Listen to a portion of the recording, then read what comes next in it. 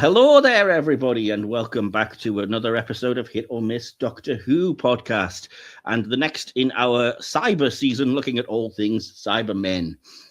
We have been to the far future, the 1980s, and a parallel universe, but this time around, we're sticking firmly in the 21st century, because that's when everything changes, and you gotta be ready.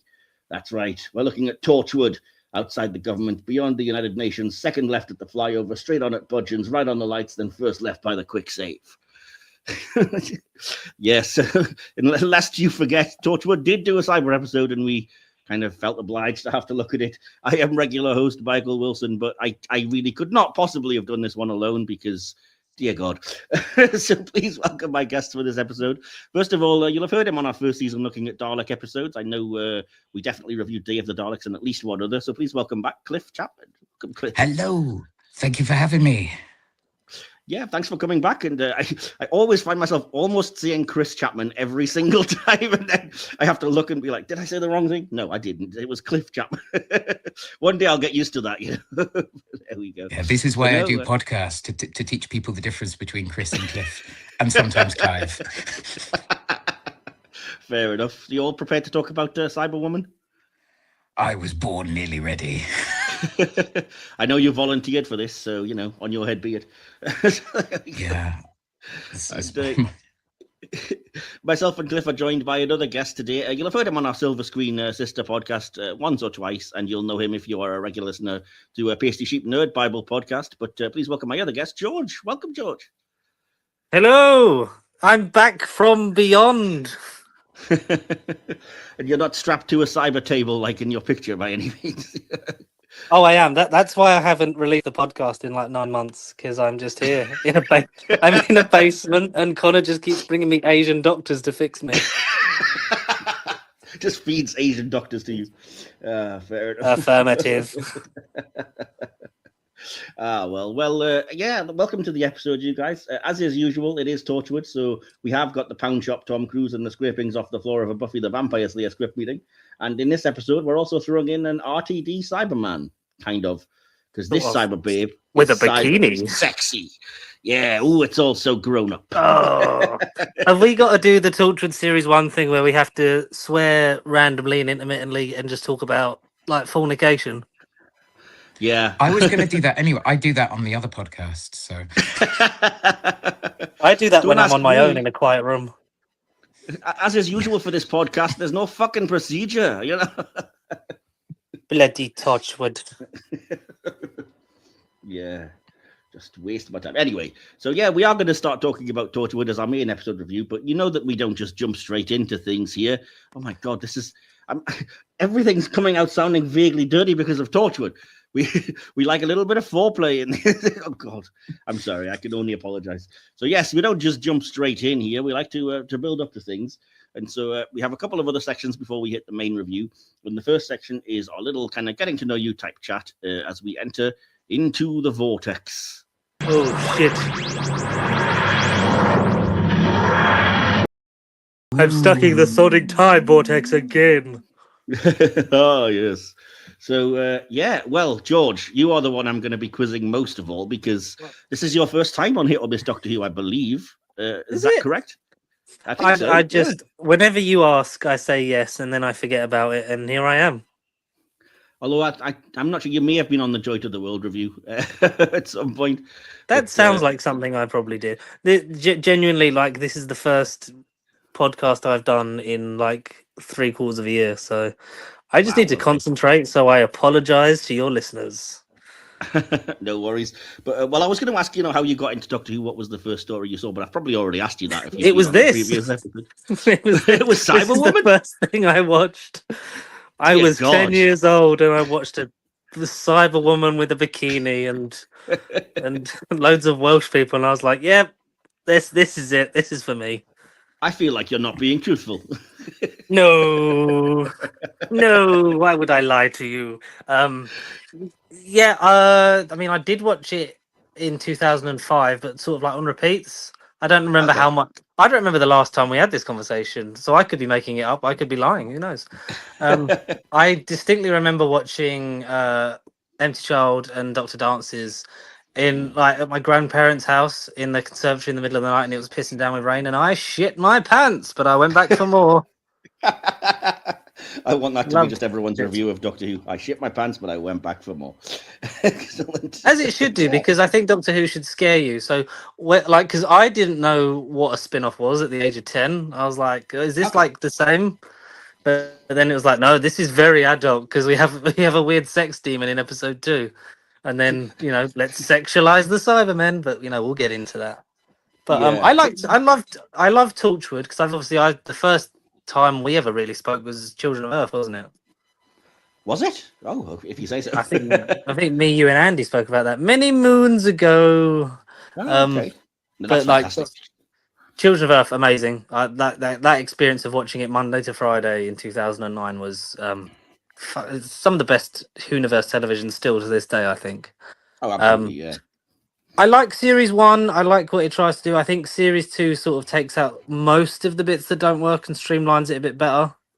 And then obviously we get onto the mini-series format is what works best for it. But I like most of Torchwood. Even Miracle Day. I think a lot of the interesting stuff's in the middle. But that's mainly because they were like, oh, I know we got 5 episodes, Russell, but can you stretch it out to 10? And then fuck around with Doctor Who in like 2023. Make bi-generations. Make that a thing. Ugh, don't. Let's not go there. we're not reviewing that one. But yeah, that's fair enough. Yes. So Torchwood it's safe to say Torchwood is something you were there from the start because you'd kind of watched Doctor Who and then you were interested, yeah? Yeah, because I was a slut for Doctor Who media. It'd be like Doctor Who. I'd watch Confidential. I'd watch Sarah Jane Adventures. Watch anything. Put it in my eyes and ears and Cool. call me something nice. I don't know. Awesome. Well, let's over to you then. Over to you then, Cliff. I know we've definitely asked your journey with Doctor Who, but again, I have to kind of ask, since we're reviewing a Torchwood episode. Did you come to Torchwood from the start? Were you excited at the idea of a Doctor Who spin-off after, of course, K9 and Company's kind of failed pilot? So basically, when the new series came back, I was very excited because I knew The Second Coming and Queer as Folk and Bob and Rose. I'd read Damaged Goods. I knew Russell T Davis's pedigree. And the other big things that I was into, I mean, I spent a lot of the 90s obsessed with the X-Files, as many of us did. And also Buffy and Angel. Buffy and Angel were very much my sort of Doctor Who methadone for a long time, to a point where I think in the early 2000s, I was like, I love Doctor Who, but if it never comes back, it doesn't matter because I have these shows as well and they do me. So I think when I first heard about Torchwood, I thought it was going to be an X-Files-ish, Angel-esque, which was clearly what they were selling it as. And so I sat down to watch it very excited. And I watched episode 1 and was a bit, oh. And then I watched day 1 and was like, that was bad. And then Ghost Machine was all right, but I was already of a mind to not really love it as much because of the cast. And then Cyberwoman, I viscerally remember watching Cyberwoman on broadcast and then emailing Doctor Who magazine. And I got my first ever letter printed in Doctor Who magazine, but it wasn't praise. Wow. Can you remember what it said vaguely? I'm really intrigued now. Basically, I will have it somewhere, but it will be in the next room because I'm at my mum's where everything is stored. Oh, okay. From that time. But it was basically, I thought this was going to be Doctor Who's X-Files. I was so up for an adult spin-off, and yet it was childish, crass, dreadful. What the hell is this? What are you doing? How are the people who have such a good pedigree making this? And that was basically it. I don't think they replied. There wasn't a literal thing at the end. Yeah, fair enough. No, it's an odd one for sure. I mean, do you have a particular kind of favorite? It seems redundant to ask because it's probably going to be the same thing. But a favorite Torchwood episode or kind of a series or arc? Yeah, I mean, obviously, Children of Earth is just leagues ahead of everything else because it's the one that Chris Chibnall didn't have anything to do with. So, I think everything that's bad about Torchwood is very obviously Chibnall's fault. Russell T Davies a little bit, but I know. Having said that, I did a full watch of everything in good faith, mostly over COVID, and we did include Torchwood. And I do remember thinking that although it was too little, too late, Fragments was actually kind of okay. And one of the things that struck me was that the normal Chibnallian dialogue, which just makes me want to throttle myself every time I hear anything anyone ever says, it felt like the cast were allowed to improvise their own lines sometimes, almost like they'd been trusted to say things as their characters. Or, I don't think Chibnall kind of just suddenly got it, because his later Doctor Who's proof for me he did not. Yeah, I think Fragments is leagues ahead of literally any other Chibnall related script I've ever seen. It was quite good. Okay, cool. Yeah, and the PJ Hammond ones were very good as well. Oh yeah.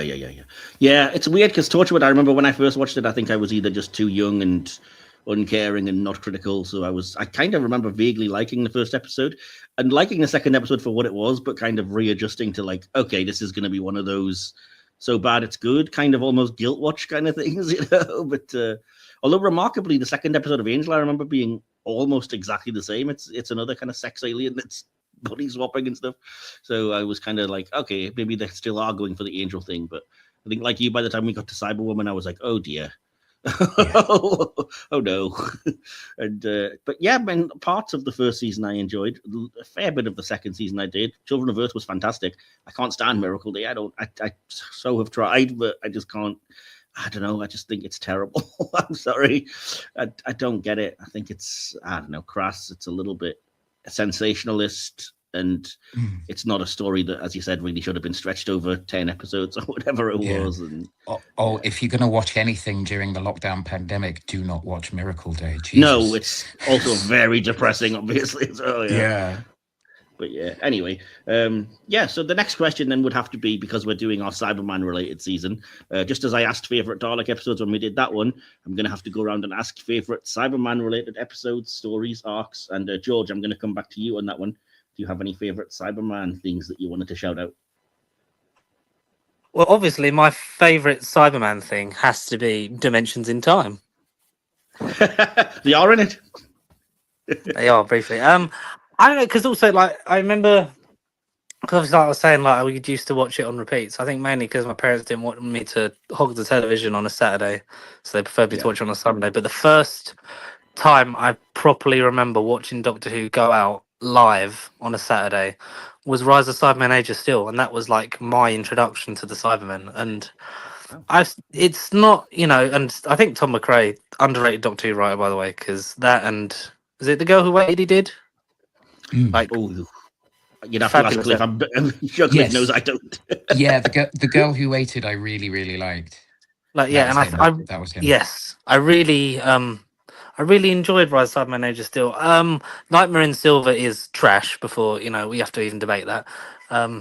But it's hard because I feel like, especially over recent years, it's been like Cybermen, the Master, Daleks, just all sort of being wheeled out for a victory lap at the end of a series. So I don't think they've been treated as well as the Daleks, because I don't think they ever sort of are they? It's they're always second fiddle. I think Army of Ghosts. Yeah, I think Army of Ghosts and Doomsday, I think was great. Especially that first half when it's just them, when you realise that it's all the arcs of series 2 coming back, it's all bleeding in, it's all important.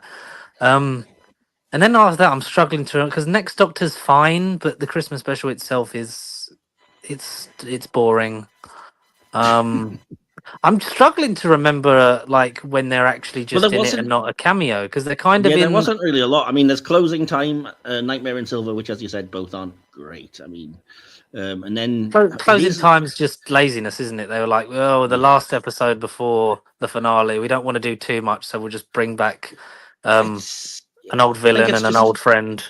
It tries the cheesy thing of like, I defeated the Cyberman's assimilation by using love, but they weren't aware of how bad. You've really got to have a fine touch to make that work, and they just didn't at all. Well, especially when you consider who wrote it as well. Well, yeah, I mean, that's goes without saying, unfortunately. yeah. I mean, we could say the same about Nightmare in Silver, sadly, nowadays, but yeah. I'd say unfortunately. Ascension of the Cybermen is probably the strongest New Who episode recently Ooh. with them in. I really did enjoy that. I think that whole stuff, everything with Ashard was great. And then bringing him back for Power of the Doctor kind of undermines everything. Yeah, that was stupid. I'd say you'd have to say the strongest Cybermen stuff is in the classics. It might be a cop out answer, but Tomb of the Cybermen, time gone by stuff aside with certain characters, I still think that story is as beloved as it is for a reason. It's that whole base under siege thing of that era. It just works so well. Yeah. Our episode's already out, or will be by the time this goes out on Earthshock, yeah. We're doing that again, as well. That's coming up. again, status a standard answer probably, but I think with the Cybermen, they're probably because So the same with the Daleks. There's a reason why everyone loves Genesis. Like it's the good stories are the good ones, and there's not been. I think if we get a new showrunner, let's have a good Cybermen story when the show comes back in 2046. Yeah, it was only when you mentioned it that I realized. Yeah, they have been it's been ages since there's been a Cyberman story where they weren't paired with, as you said, the Master or the Daleks or some other threat. And I think the last time that it was just the Cybermen probably was Nightmare in Silver. And that's so long ago when you think about it. It's like, Jesus. Well, yeah, they came back for the big finales. But yeah, I mean, they're with Missy in, Dark Water, Death in Heaven, with Missy and the Master in World Enough and Time, The Doctor Falls. With the other Master. Yeah, I'd say that's a good use of them. But then if you, the whole thing, if you take the Master element out of that, that would have been a nice... Because they even teased that it's like, this is going to be like Genesis, but for the Cybermen. Yeah. I'd call it a Genesis. Oh, would you, spoiled John Sim? Of course. Anyway, but yeah, so are you familiar with... I know it's boring, but that's kind of all I've got. I mean, it is what it is. Are you familiar with any of the outside of the kind of quote-unquote canon stuff, like Big Finish or the books or anything like that? Spare Parts is on I need to listen to that because that's really again it's like with the television stories, it's raved about for a reason. It's clearly very good. I need to listen to it. Are there Big Finish ones other than Spare Parts that you'd recommend? Oh, I mean, there's I haven't listened to it yet, but I've heard good things about Human Resources, which we're reviewing later in this series as well. I've heard bad things about Sword of Orion, but I didn't mind it. And yeah, I'm not as well versed in the Big Finish stuff. It tends to be more New Doctor stuff. So, and it's all pretty underwhelming. I mean, it's not bad, but I'm thinking of like the Out of Time episode with the 10th Doctor and the Cybermen, and it was like, okay, fine, I guess, whatever. But yeah, I'd be the wrong person to ask. I'm waiting to go to Cliff to ask this question. He probably knows more than me about that one. But yeah, I do remember really liking. It was when they did the quick reads for Doctor Who that were like £1 for World Book Day. The second one of those that came out was by Terrance Dicks, just called Made of Steel or Made in Steel or something. And I remember really liking that for a really very brief Doctor Who short story. And it was Terrance Dicks writing a new Who version of the Cybermen and stuff. So it was pretty cool. But yeah, anyway, over to you then, Cliff. Do you have any favorite Cybermen arcs or stories? Anything that you wanted to shout out? It could be anything at all, any level of canon. Very much. I mean, I love all of the Troughton Cybermen stories. So Tomb is wonderful. I remember vividly the recovery of it. I was a little baby egg fan back then. But also I think the Moonbase is stonkingly good and quite underrated. It's very, very efficient. It's probably the best base under siege that there's been. It was the template, really.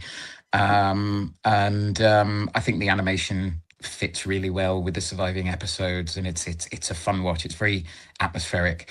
The Invasion is terrific. I'm a big Wheel in Space apologist as well. I like that story.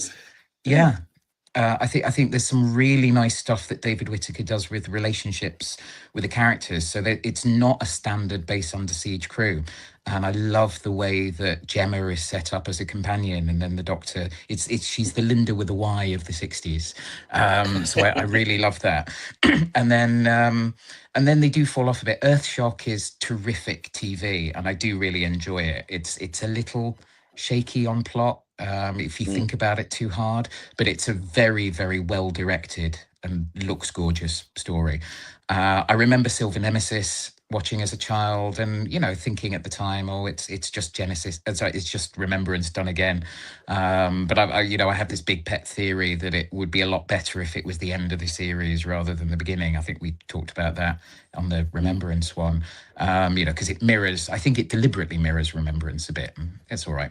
Of the new series, I think World Enough for Time and The Doctor Falls are probably the ones I would say I enjoy the most, even though I know it's a master story as much, but I do actually quite like the time concept and the ship and the mixture of the Mondasian Cybermen. I love how Peter Capaldi's clearly in his element doing that. And I liked I didn't actually mind The Haunting of Villa Diodati. I know it's a bit ghosts, but I thought they did the horror. I thought it's quite a good Doctor story for Jodie Whittaker. I think she came across a bit more doctorish in that than some of the other ones. She got involved and felt we recorded like she was it last week, and I did read out your feedback that you gave us for that one on the episode last week. Oh right, I'd forgotten I commented there. No, you did. Yeah, and then. But what else from the new series? Rise of the Cybermen was all right. The Nightmare in Silver, and the Next Doctor is kind of fun. There was another one. Or was I thinking of Big Finish? But I can certainly talk. I can certainly talk about Big Finish one. So I've listened to quite a lot of Cybermen stories in the last couple of years. I mean, Spare Parts I listened to back in the day and re-listened to it. It is rightly a classic. It's agreed. There's some elements that are taken in Rise of the Cybermen Age of Steel, because Mark Platt gets a credit for that. It's only really one element that really survives. But yeah, it's very, very good. I heard the Genesis of the Cybermen, which was the unmade Jerry Davis, I think, or Kit Pedler, or both story. David K. Barnes did a lovely job with the script. I think his bits are probably the best. You've reminded me of something. Sorry to interrupt. You've reminded me as well that I did also get and own is it called Return of the Cybermen, the kind of original draft of Revenge before it was butchered, and I think it's such an improvement over the televised version of the story. So I would recommend that as well. That's very 60s in style. I remember DWB printed the script for that in full in like this little compendium in the 90s. So I'd forgotten how much of that I remember. I read that back in the day, and it's nice hearing Tom and Sadie Miller. Harry Sullivan is Christopher Naylor as Harry Sullivan does a very good job, I think. Of the other stuff, The Last of the Cybermen is really fun because that's from a trilogy of stories where the Doctors get mixed up with past companions. He drops in almost like Quantum Leap. So it's Colin Baker, Fraser Hines, and Wendy Padbury.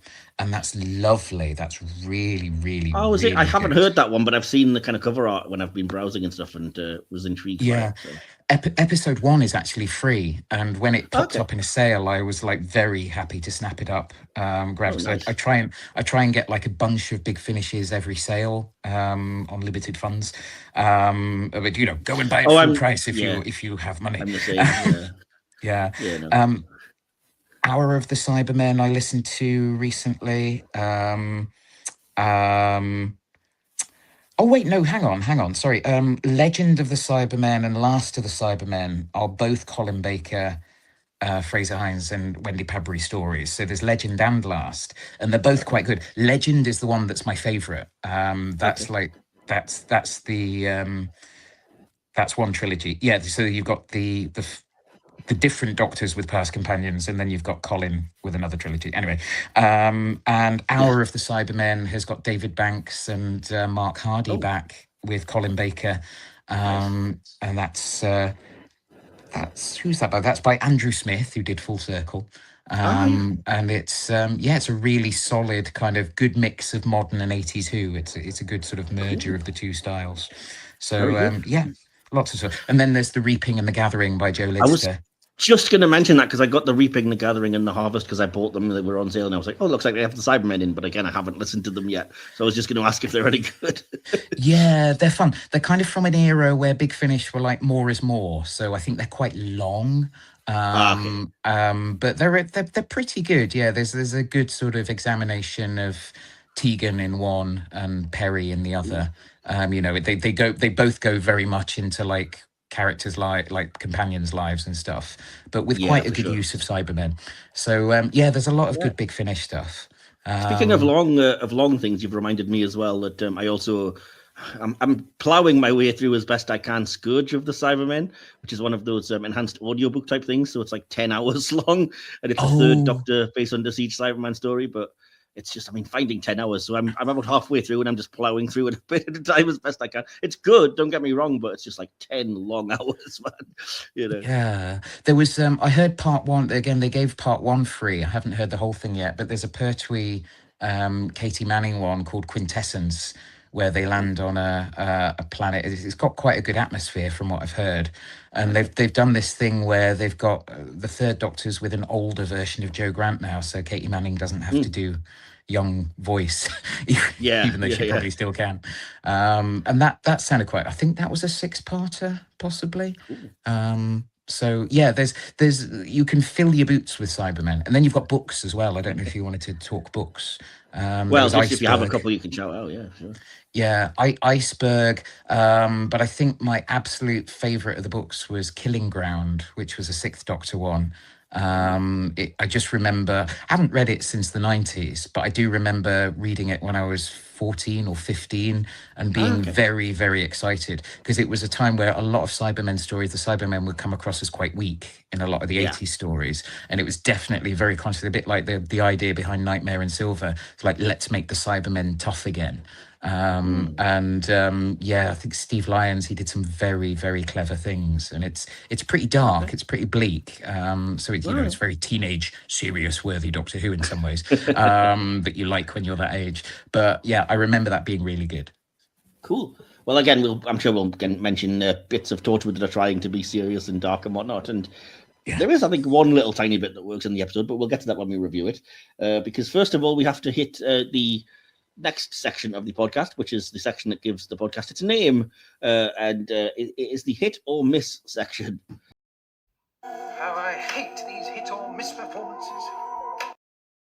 So, I'm pretty sure neither of you are new to the podcast, so it's not going to be a surprise to either of you. But for any new listeners who happen to be tuning in, this hit or miss section is basically where I pick anything from anywhere in the Whoniverse at random, ask if it's a hit or a miss. We debate it between the three of us that are here, and then try and come up with some kind of consensus.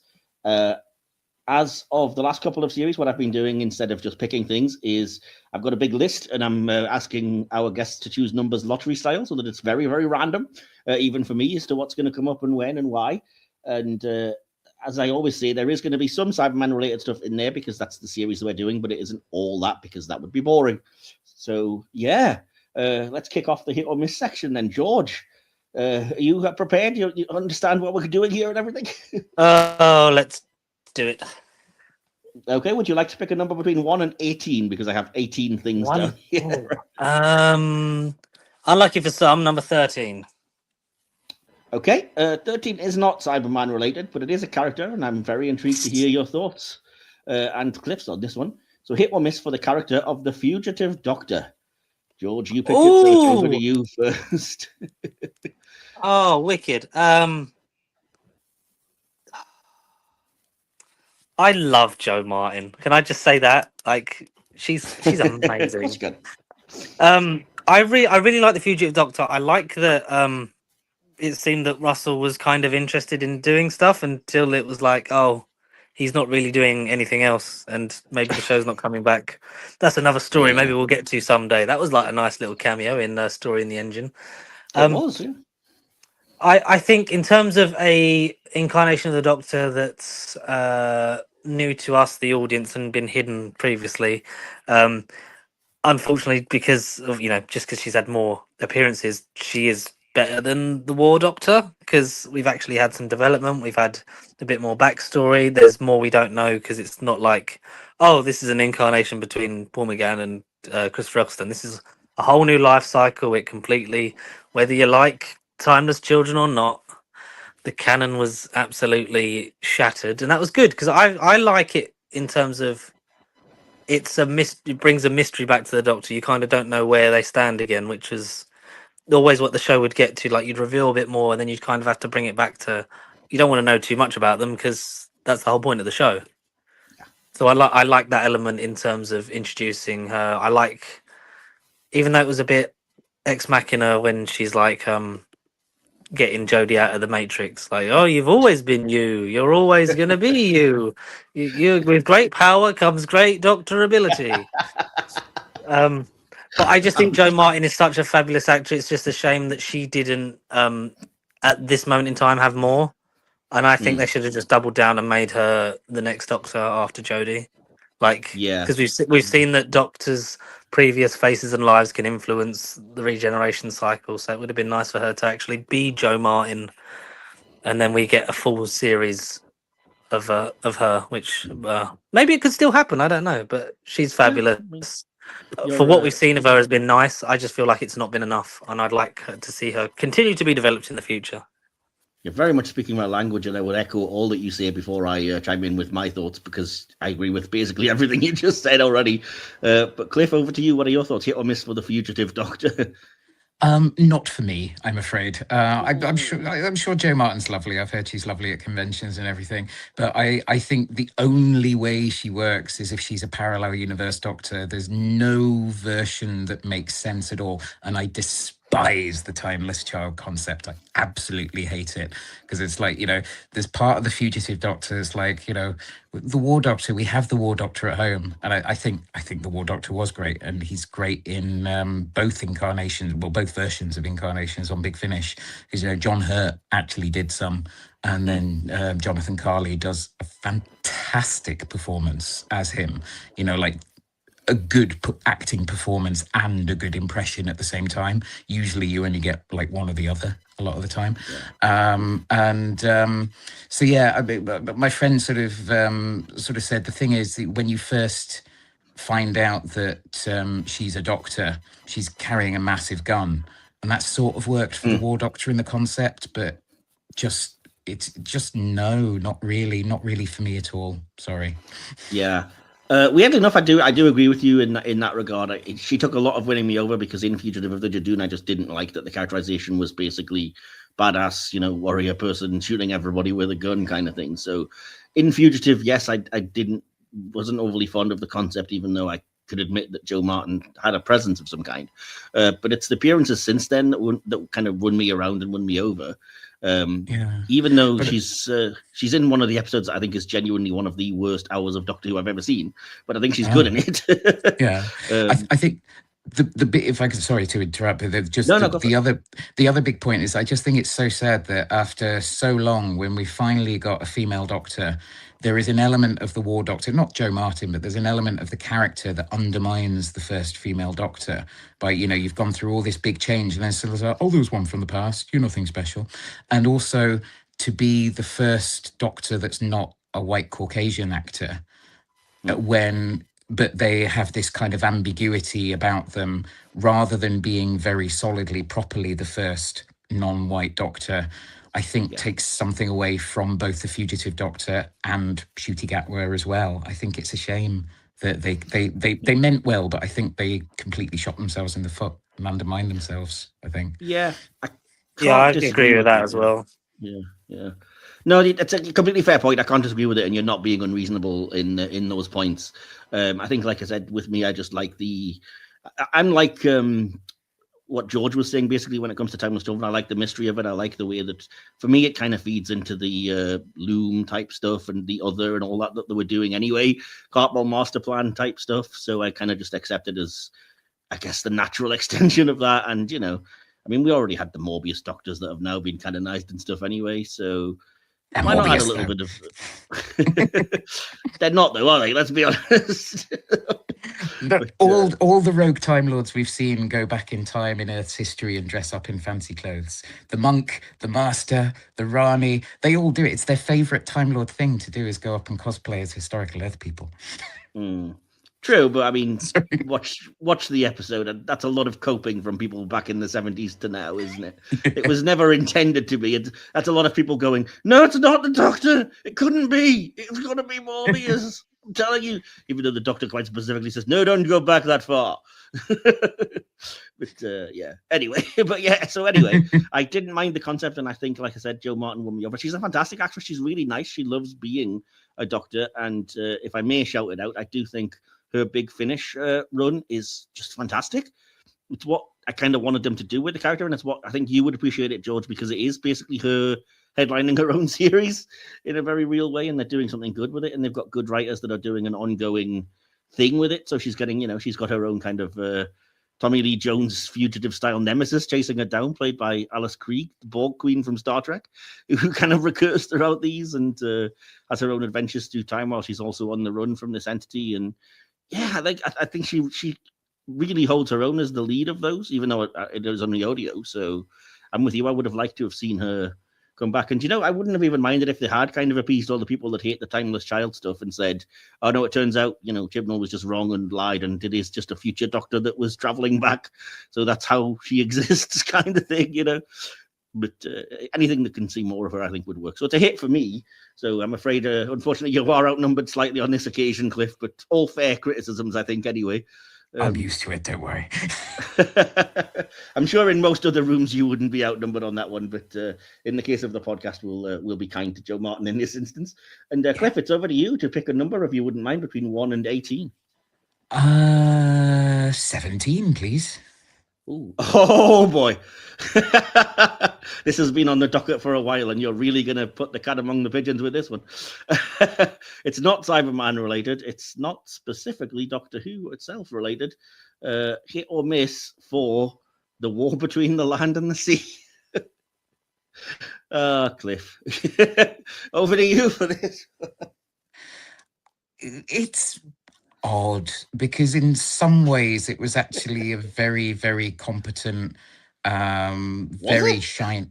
Well, to begin with, I quite enjoyed quite a lot of it. I think it was.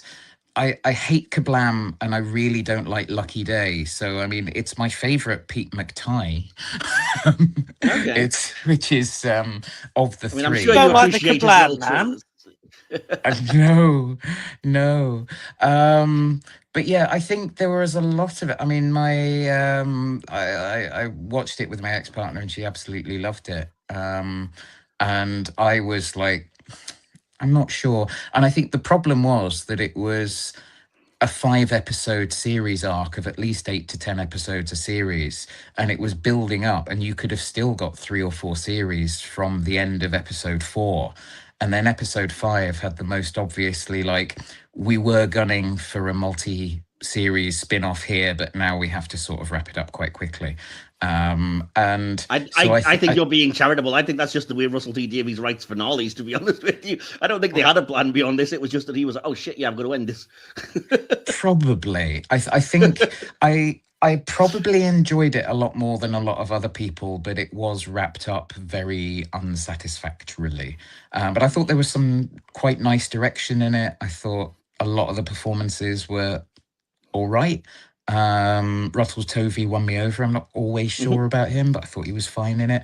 For me, I can't hand on heart say it was a hit or a miss completely. I thought it was fine. Okay, well, I mean, we can always go straight down the middle and say, medium, I guess, in that instance. Yeah. And, I mean, it's happened once or twice before. I can fully understand that and say, yeah, straight down the middle. Okay, George, it is over to you for your thoughts on this one. Well, topless Russell Tovey aside, I don't really. I completely agree with everything Cliff said. It's like, because this wasn't what Russell thought of, and then was like, yeah, like I'll come back and do Doctor Who.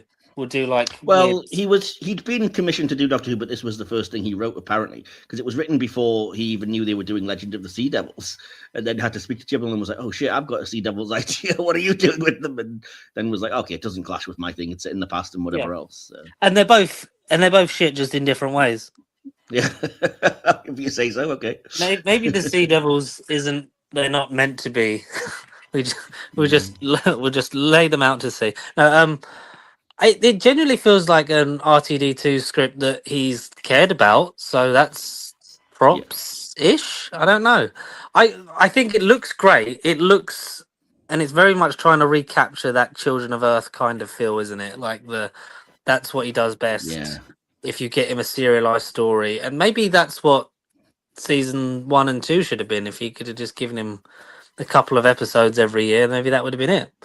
But it starts well, but I think it just, like you say, it's then in a rush of like, oh well, we've got to kind of wrap everything up now, even though we've opened this whole Pandora's box, and we could have some really nice, story elements and a narrative that could span a good 2, 3, 4 series. We've got to kind of just be like, oh yeah, Disney didn't give us any more, so that's it. Bye.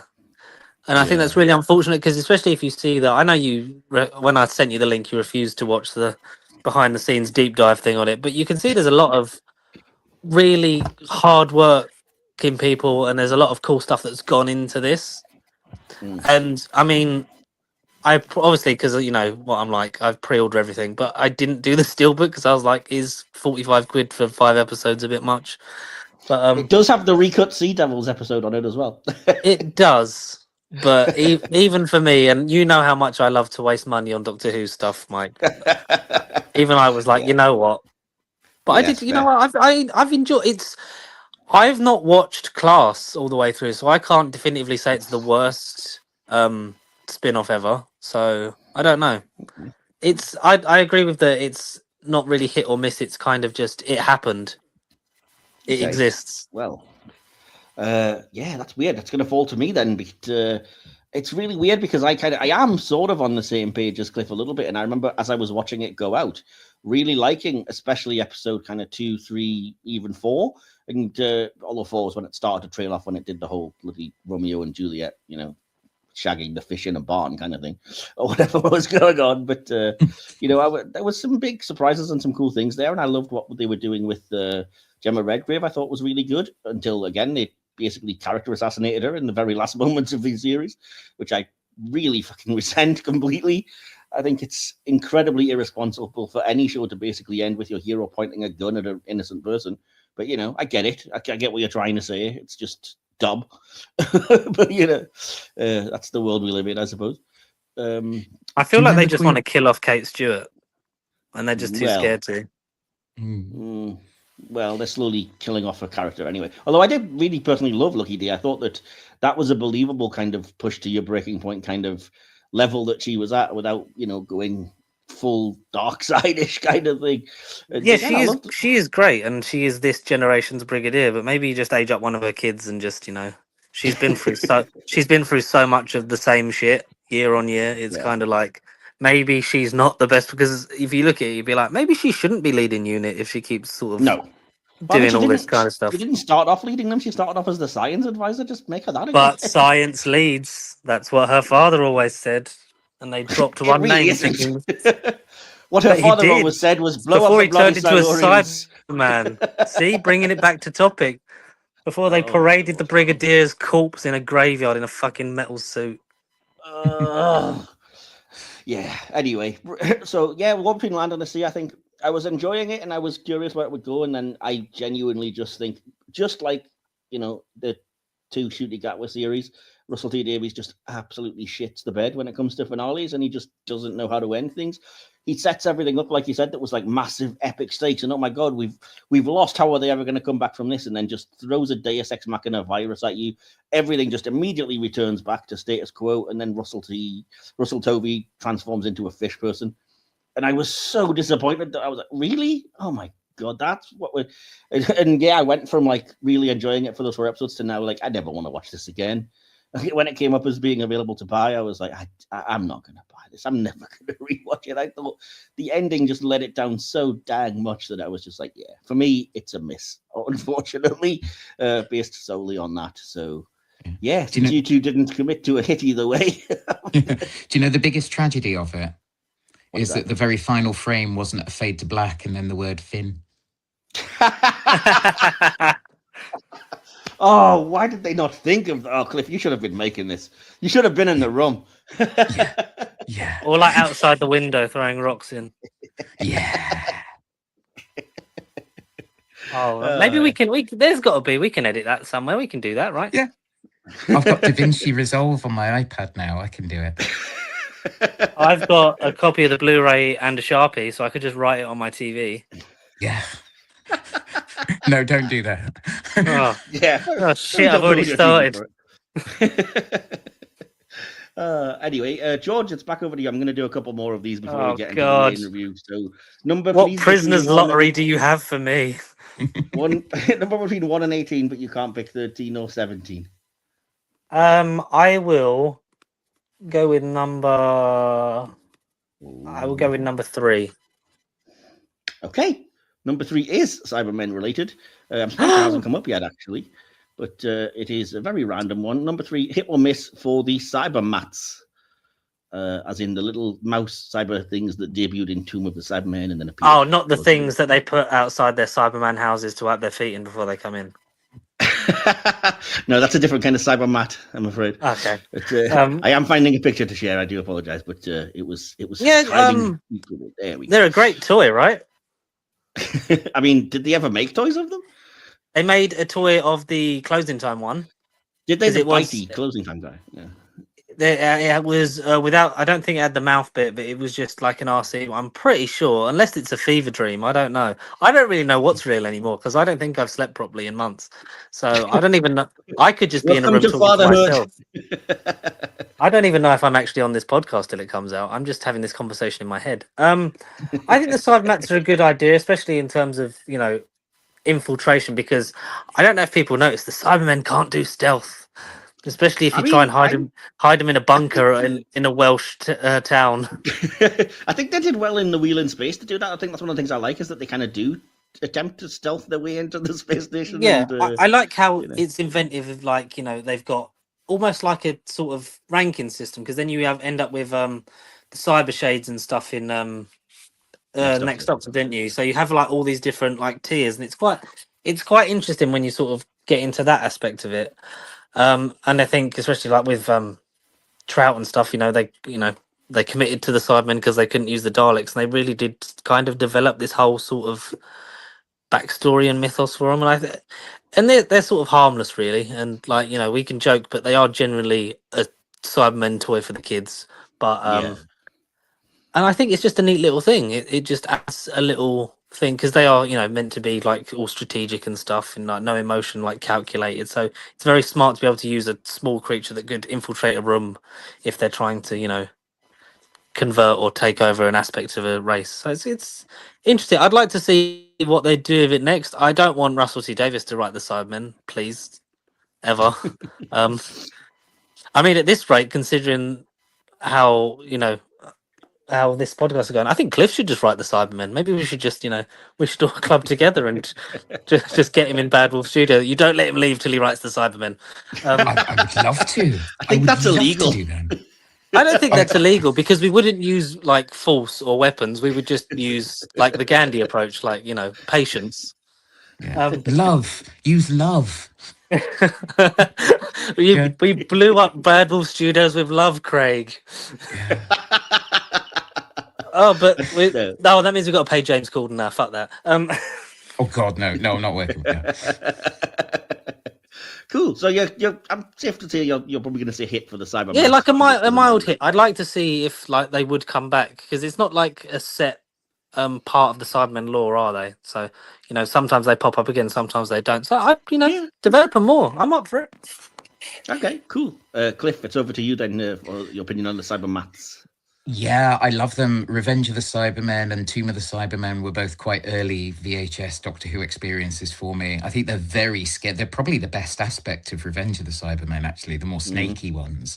And I like the fact that the new series brought them in. I couldn't remember a remote control Cybermat, and I was like, oh, I would have absolutely loved to have one of those. And I looked it up, and they did like a bump and go one. So I think it's like you sort of set it off and it goes, so you couldn't actually control it, which is probably why I didn't get it, because I would have lapped that up if I could. But yeah, they're a hit for me. I think they're kind of cute but also scary. Yeah, and I think they're a hit as well, which is going to be boring for the audience. But I really like the concept. It's one of those things that captures your imagination, and it's cool. And I talked about the Cybermites in one of our last recordings and how I hate them because they're basically a writer just going, "Ooh, let's do the Borg from Star Trek." And I think this is the antithesis of that. It's like the Cybermen as an idea are unique enough, and it's unique to them, that they have this little infiltration, robot mouse, whatever you want to call it. And it looks cool. It captures you, like I said, it captures your imagination when you're a kid. Yes, there probably is kids that were like, "Oh, I want a toy of that." And yeah, it's just, it gives the Cybermen something extra to them rather than, like you said, just how are you going to smuggle a person-sized thing through all of the ways that you need to get through stuff. So yeah, I like them a lot. And as you said, they're cute but scary. So what's not to like? So yeah, that's, I think, the first universal hit in this episode anyway, or unanimous hit. So yeah, last one then. Cliff, would you like to pick another number for us between 1 and 18? 18, please. You're going right to the end, okay? So this is not Cyberman related. It is a completely random episode, so don't ask me why I picked it.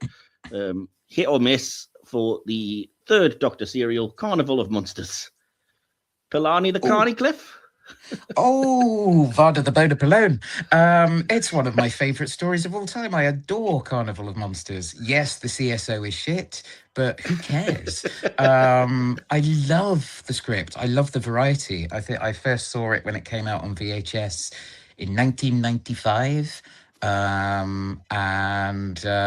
It's always made me very happy. It's actually one of the story. If I have like a particularly traumatic time of things, I will probably put Carnival of Monsters on actually at some point. If I go through a bit of a phase, or if something horrible happens, Carnival of Monsters is my go-to comfort story alongside Robots of Death and Day of the Daleks. Yeah. Wow. Okay. Love it. Yeah. Okay. I want to echo everything you already said, and I'll jump in just to vary things a little bit. It's also one of my favorite stories, and I agree with you. It's kind of a cool comfort type thing. Some cool ideas. I've just realized it does technically tie in because it is technically the only appearance of the Cybermen in the third Doctor's era, albeit very briefly on a screen on the miniscope. But yeah, and yeah, the trash eggs are cool. Dish rags, whatever you want to call them. They're a cool idea. I liked the storyline on the boat, keeps me entertained. It's Ian Marder's first appearance, obviously, in Doctor Who, and like I said, the Carnival guys and their language and their colourful stuff, and yeah, you kind of have to. You've got to admit, it's a product of the 70s. Yeah, they do kind of look like they're in round 3 of the Generation game. Some of these guys at times, but that's the appeal of some of the 70s Doctor Who, and I just love it. I think the story's great, and yeah, what else can I say? It's again one of my favorites from one of my favorite seasons. I think there's only really one Duff episode in that season, but I'll leave that for future reference to debate what that particular one is. So yeah, George, over to you. I mean, it's redundant, but hit or miss for Carnival of Monsters? I'll say hit. I need to have a proper rewatch of the Pertwee era because it's one that it's grown on me more and more as time's gone on. And last time I watched Carnival of Monsters, I thoroughly enjoyed it, if not for the fact that at least it gave us the drastic sketch from 5 Who fans. So, yes. Let's be thankful of that. But I love John Pertwee. I like the nice little callback we get to it, sort of, in Robot of Sherwood. Oh, maybe we're in a miniscope. Yes, a miniscope, Clara. Am I a good miniscope, Clara? Yeah, no, really enjoy. I think most of the Pertwee era is amazing. I just want to rewatch it from start to finish because Carnival of Monsters I've only watched a couple of times, and that's criminal. Yeah, no, I love a lot of the Pertwee era. There's some tough ones, but and yeah, like I said, this particular season, which I think is season 9, I could be wrong. No, 10. Sorry, I love all but one story on there. So yeah, cool. Well, that's pretty positive again. So it's a good positive place to end things on for this hit or miss section. So then it's time for us, unfortunately, I'm afraid, guys, to no. Let's end the episode here. Let's not talk about. No, we have to talk about the Torchwood episode, Cyberwoman. We've promised all of the listeners. So here we go. So yes, we are reviewing the Torchwood episode. 3 hours ago, and I've forgotten it. Did you? I thought I literally was like, let me rewatch it, and I was like, it can't be as bad as I remember. And then I was like, fucking hell, this is something. Your trauma counselling worked. Yeah, repression is clearly a way forward for you. Repression is great. Sleep deprivation is better. That's true. Fair enough. Fair enough. So yeah, we are reviewing the Torchwood episode Cyberwoman as part of our cyber season because I thought it would be interesting. You can't necessarily just always look at things that we love, and it's the first Doctor Who sort of spin-off that we could look at. So we're doing it. And in the episode, Lisa Hallett, played by Caroline Chikese, a half-converted Cyberman, attacks the base of the alien hunters Torchwood after secretly being housed there by her boyfriend Ianto Jones to make her fully human again. That's the synopsis, but believe me, it does not belie how great the things that are to come are. Sorry, I got kicked in the head by a horse, as Cliff once said. So before we dive into the behind-the-scenes things, I kind of have to ask, well, I don't have to, but I'm intrigued to ask, what are your guys' initial impressions? Can you remember the first time that you saw Cyberwoman, what you thought at the time, and what are your initial kind of thoughts and feelings now without getting too heavily spoilery? And Cliff, I'm going to come to you first for that one, I think. There are beautiful, witty, intelligent, thoughtful, action-led episodes of pure enjoyment in the Doctor Who universe, and this is not one of them. You had us in the first half there, I'm not going to lie. Yeah, my first impression was this is diabolical, and I feel it's only gone down with time because I do remember thinking at least it looked quite expensive and well directed, and my feelings on that are I'm not sure it's even that. George, over to you. What did you make of the episode on first viewing, and what are your overall spoiler-free thoughts now? Well, I believe I would have been 10 when I watched this, which was probably not wise, but probably the intended age, to be honest. Yeah. Oh, look, Cyberman woman thing. Oh, yes. Cyber tits. Ooh, yeah. How did you know my porn name? Nice. Yeah, like obviously, like when I watched it, like I was young, I was full of hope and joy, and I was like, oh, it's okay because it's clearly like obviously like I wasn't analytical or anything, but and you could argue I'm probably still not now, but it was kind of like, oh well, we got to make people know that it's connected to the Whoniverse, so here's kind of like a connection to the episode Doomsday and like the Cybermen, and that makes sense, right? Right? I mean, we haven't got the budget for the Daleks or anything, so.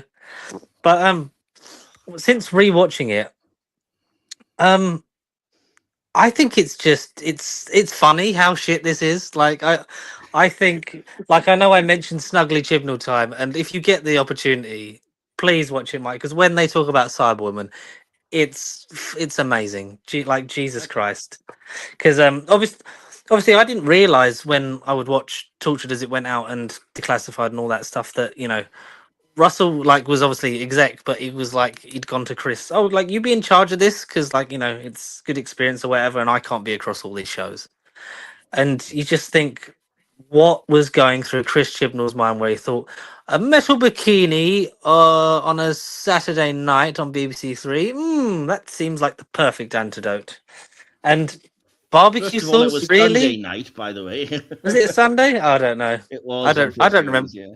Was it? It was the past. This episode's 20 years old nearly. What the fuck? Oh, It looks great, but it obviously doesn't. well, obviously, I'm trying to be positive. You're making me talk about this piece of shit. I like James Strong as a director. Like he's quite a good Doctor Who director. But what happened to him? Like, what was this a bad day? Yeah. I mean, I can't remember if you were in the chat or if you hadn't arrived yet, but I was saying to Cliff, possibly off air, that I sent you guys the Dead Ringers sketch about Torchwood. And as I was watching Cyberwoman this time, I was like, that parody is bang on. It is directed and cut and edited exactly like the friggin' Dead Ringers parody style, where everything's like, but it's like, I don't entirely blame James Strong because it was the style of the early 2000s. Like everything had to be, whoosh, CSI, rush back, zoom, crash zoom, arrive somewhere else. Everything's jerky. We're all handheld cameras, and it's just kind of, yeah. You watch it now and you groan and we're like, oh god, was TV really like that for like a few years in the early noughties? And I think it all pretty much was, except Doctor Who, thank goodness. But it ages things even worse, and it really does not help an episode like this, which is teetering precariously on the edge of like cheesy territory anyway. I say it very charitably since, it's not teetering on the edge, it's dived fully in.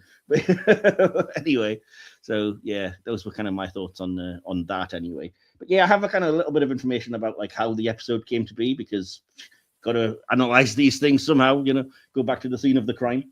So I'm going to read out some of the behind the scenes stuff. If you guys have any thoughts, feel free to chime in. Yeah. That meant that you could just tune in and see any event in history. Yes, that's exactly what this is.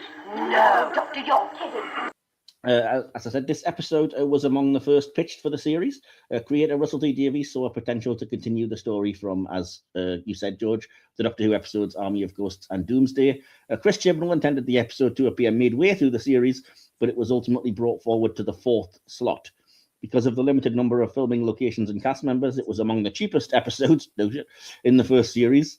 It was seen by almost 1.4 million viewers after original broadcast and received generally mixed reaction from critics, though the producers bizarrely regard the episode as one of their favorites in the series. Yeah, I don't know what to say to that. Okay, producers, I mean, are you just being kind to your work, or did you have a concussion? What happened? Anyway, I read somewhere, sorry to interrupt you, Mike, that it was like they wanted it to be like this show's version of Dalek. Yeah. No, like it's the midway baffling point to me. thing like makes sense, and it's like the viewership boost, like you get the initial interest from episode 1, you try and get them back for the middle, and then keep them around to the finale, and you have a familiar monster in an enclosed space and all that kind. So I get what they were trying to do. I don't get why it had to be a metal bikini, and why the expert in cybernetics doctor had to grope her when he was first discovered her. I really don't. But full on, just center of the frame, hand grabbing metal tit. Why is that a thing? I know that was in Cliff's notes because he read them out before you arrived as well, and that was some of the notes he's made was just like, oh my god, hand right on tit. Yes, exactly. I've basically got about 5 lines in the tits, the hand group of the tit, and then the pose of Cyberwoman with the cyber bikini as she's watching him, and it's like that's a challenging wank. It's just basically they've clearly, I mean, the whole concept of the Cybermen is incredibly adult, and obviously it's the sort of the themes of humanity and the body horror of the Cybermen. Rise of the Cybermen went quite hard, really, without actually showing anything like blood and gore. But they clearly went, this is our first ever opportunity to show the actual horror of cyber conversion on screen with all of the gore and all of the everything. But also they made it for teenagers rather than adults, it's just the tone. Russell T Davies kept talking about the tone in meetings, and Torchwood is just the anathema of everything he used to talk about when he talked about tone in his production notes and in The Writer's Tale. It's schlock is what it is, I think. Yes, that's fair. I mean, I have my own issues with it that I'll get into when we talk about the writing, because I think part of the issue that I have is just how confused the idea of the Cybermen has become, because in its very execution, they have to explain away how this woman is not exactly what Russell T Davies made the Cyberman into. Because as I said to you again, not fair, Cliff, it's like he starts out by saying, no, these versions of the Cybermen are just literally, we're scooping out your brain, putting it into a robot body. But that would never have worked for this story, so he has to immediately backtrack on what he's done to be like, no, well, that they were short on resources and kind of had to. And then you've also got to explain how she wasn't sucked into the void, and it was they were using Earth materials, so that didn't count. Kind of like you have to tie yourself in so many knots to explain the existence of the story. Maybe it's not worth telling. Yeah, I mean, the one thing to its credit is that the full body conversion is what the Cybermen were in the classic series. I much prefer that. Yeah. But it's I think it just takes a very good idea and completely fumbles it every step of the way. And the direction, I remember James Strong being very good on Doctor Who.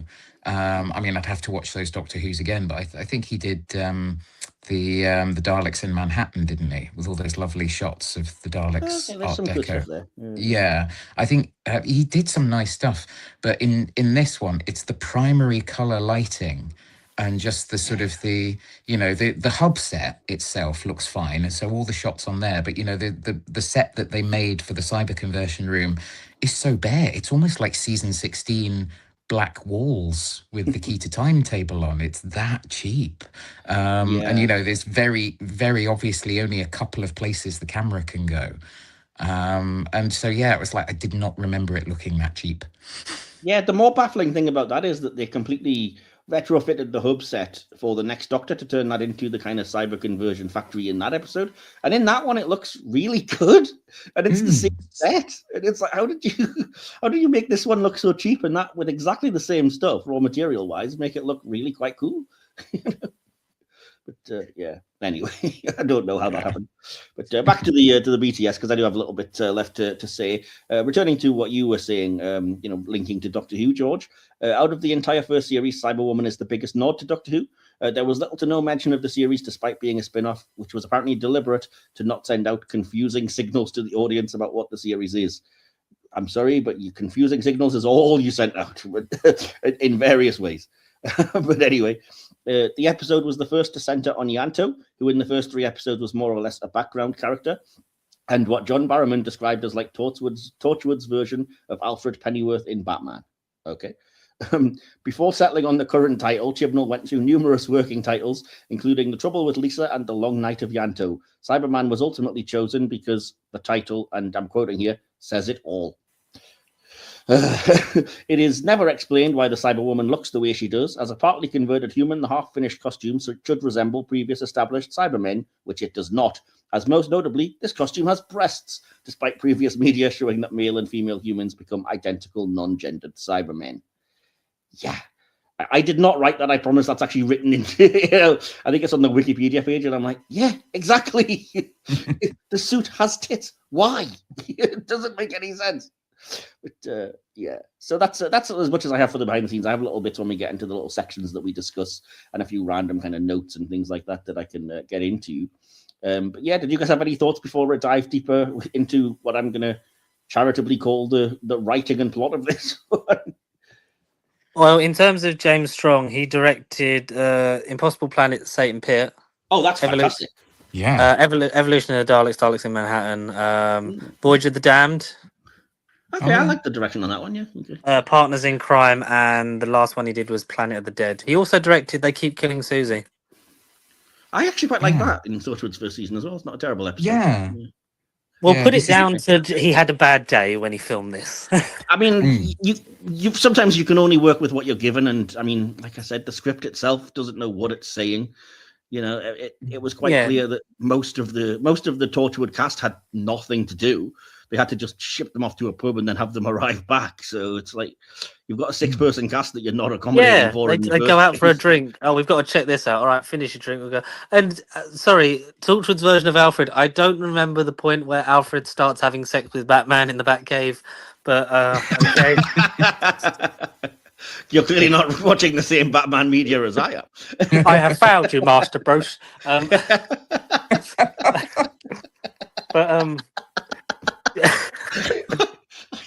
can only picture Michael Caine sobbing with his pants around his ankles. I failed you, Master Bruce. I'm so sorry. I have failed you. I've had a few too many to drink, Master Bruce, and I just couldn't. I'm sorry. He had bollocks the size of a tangerine. It's Michael Caine, Alfred, or Sean Pertwee. I'm tired of your shit, Master Bruce. That's it. That's the extent, really. Do we know for certain if this was an idea that Chibnall was given, or he came up with it? Was it like Russell went, Chris, do Cybermen but with a bra on? Okay, next. What else we got this week on the meeting? I can get into that because that is one of the next things I have on the writing. When Chris Chibnall was appointed head writer for Torchwood, Davies asked him to write an episode about a cyber girl in the basement of the hub. So he's already starting with a loser, frankly. So yeah, you can blame RTD for that one. Chibnall wanted to include a base description of what a Cyberman is for any viewer who'd not seen Doctor Who. Yeah, because it's so complicated. In writing the beginning, Chibnall envisaged Ianto meeting Dr. Tanizaki at an airport and escorting him to a hotel before entering the hub, but that was cut because it would be far too expensive to film. Chibnall wanted the episode to take place several weeks after the previous episode, Ghost Machine, so as to show Gwen knowing all the protocols and how to handle weapons, whereas in the last episode she was still considered a rookie. So again, not entirely his fault on that one. Despite the episode being about stopping Lisa, Chibnall still wanted the beginning to be a love story between her and Ianto and show the audience that a half-converted Lisa is still human. Again, what the heck? I've just got like question marks. That's literally not whatever. And she's still the girlfriend Ianto loves. Also because Ianto is fundamentally wrong about thinking Lisa can be saved. Isn't that contradictory, Chibnall? Chibnall wanted the audience to sympathize with the character and his motives, but then fucking pick some. Sorry, I'm raging at this, even what I've got written here, because it doesn't make any sense to me. Anyway, the idea of having Lisa fight the pterodactyl named Mifanwi by the producers made them laugh, and so they felt they had to include it. Yeah, that's how you make TV. Just think of what makes you laugh and chuck it in. That's why we do podcasts. Well, that is partly why I do podcasts. The line where Ianto calls Jack the biggest monster was intended to be cut, but Chibnall decided to keep it because of its impact to the audience. Which audience impact are you talking about, guy? The scene where the team lines up to execute Lisa towards the end was absolute dog. I mean, was the first scene Chibnall had in mind for the episode, though in the first draft it was Ianto who killed her. After the episode was written and filmed, Chibnall discovered two main plot holes, only two, apparently. The first is that he didn't make clear that everything about Lisa, including the scene where she acted human, was all part of her plan for her Cybermen influence to take over. Again, you've contradicted yourself, Chibnall. And reflected to adding at least 2 lines of dialogue to explain her motives clearly. That should be the first thing you do. Dear God, yeah. I'm honestly going to throw something at you, Chibnall, if I ever see you. I've never seen you so angry at something that happened 20 years ago. Yeah. Do you want to know? I mean, sorry, go ahead. The thing is, I mean, you've got to think that's like, at least they never let this guy write anything for Doctor Who. At the end of the day, I like some of his scripts for Doctor Who, you know, and I won't kink shame. I can see all the flaws in this, and I was going to say, you know, up top, if anybody thinks this podcast is just me, you know, being too positive all the time, or you're tired of me defending Chibnall, as I often do, because, you know, I'll admit there's a lot in the Jodie era that I don't like, but there's things that I like and I'll defend, but I can't defend this mess. It's just... Is that why you picked it, so that you can seem unbiased? I mean, essentially, partly, yes. Yeah. The second plot hole, if anybody was curious, that he decided did exist, was Jack having a cut lip in the end, even though he's immortal and his wounds would have healed quickly. In the audio commentary for the episode, Chibnall and Gareth David Lloyd decided that the reason is that Jack's immortal powers would only deal with life-threatening injuries and not minor ones. Focusing on I can buy that because, you know, a cut lip's a lot different to getting blown up, so... Yeah, I don't know if you guys knew that. Yeah. I can't say I cared particularly about that, and the fact that I didn't notice, and I watched that episode today. Exactly. I mean, there's far more glaring things to worry about. But anyway, as I was kind of hinting at earlier, following the broadcast of the episode, the official Torchwood website provided information about the fall of Torchwood 1 that attempted to correct what some fans regarded as a glaring error. The eponymous Cyberwoman was not sucked into the void along with the rest of her kin during the climax to Doomsday. And the site explained away the problem. The only exceptions were those being converted with material entirely derived from this side of the void, which allowed the events of Cyberwoman to take place without contradicting Doomsday. Again, you've got to do so much work to make it not contradict the previous episode. Why do it? And in the interest of fairness, I kind of have to say this. In an essay on evolving symbolism with the Cybermen, Lincoln Geraghty of the University of Portsmouth argues that in Cyberwoman, we see the first female character on screen unable to control her programming. She attempts to assimilate her ex-boyfriend and his teammates. Like Maria in Metropolis and the suburban threat scene in The Stepford Wives, technology is seen here as even more threatening when linked with the possibility of female reproduction. I genuinely think you're giving way too much credit to the writers of this. I don't think they thought about that for 1 millisecond, but okay. Yeah. I mean, I remember the regular general outcry of how Moffat was meant to be this evil sexist, and I think he makes some edgelord jokes, but I think he's actually very, very aware of like writing females, and Sue Virtue being his wife would probably keep him on the straight and narrow quite a bit, whereas everyone sort of says, oh, Chris Chibnall's much better at that. But my notes on the message of Cyberwoman is that women are simultaneously more dangerous and troublesome than men, but also a bit mad and less competent than the man ones. And that's sort of the message of the writing, which I think is bad. I condemn that. Well, I'm so glad you clarified your stance on that one. Okay. Yes.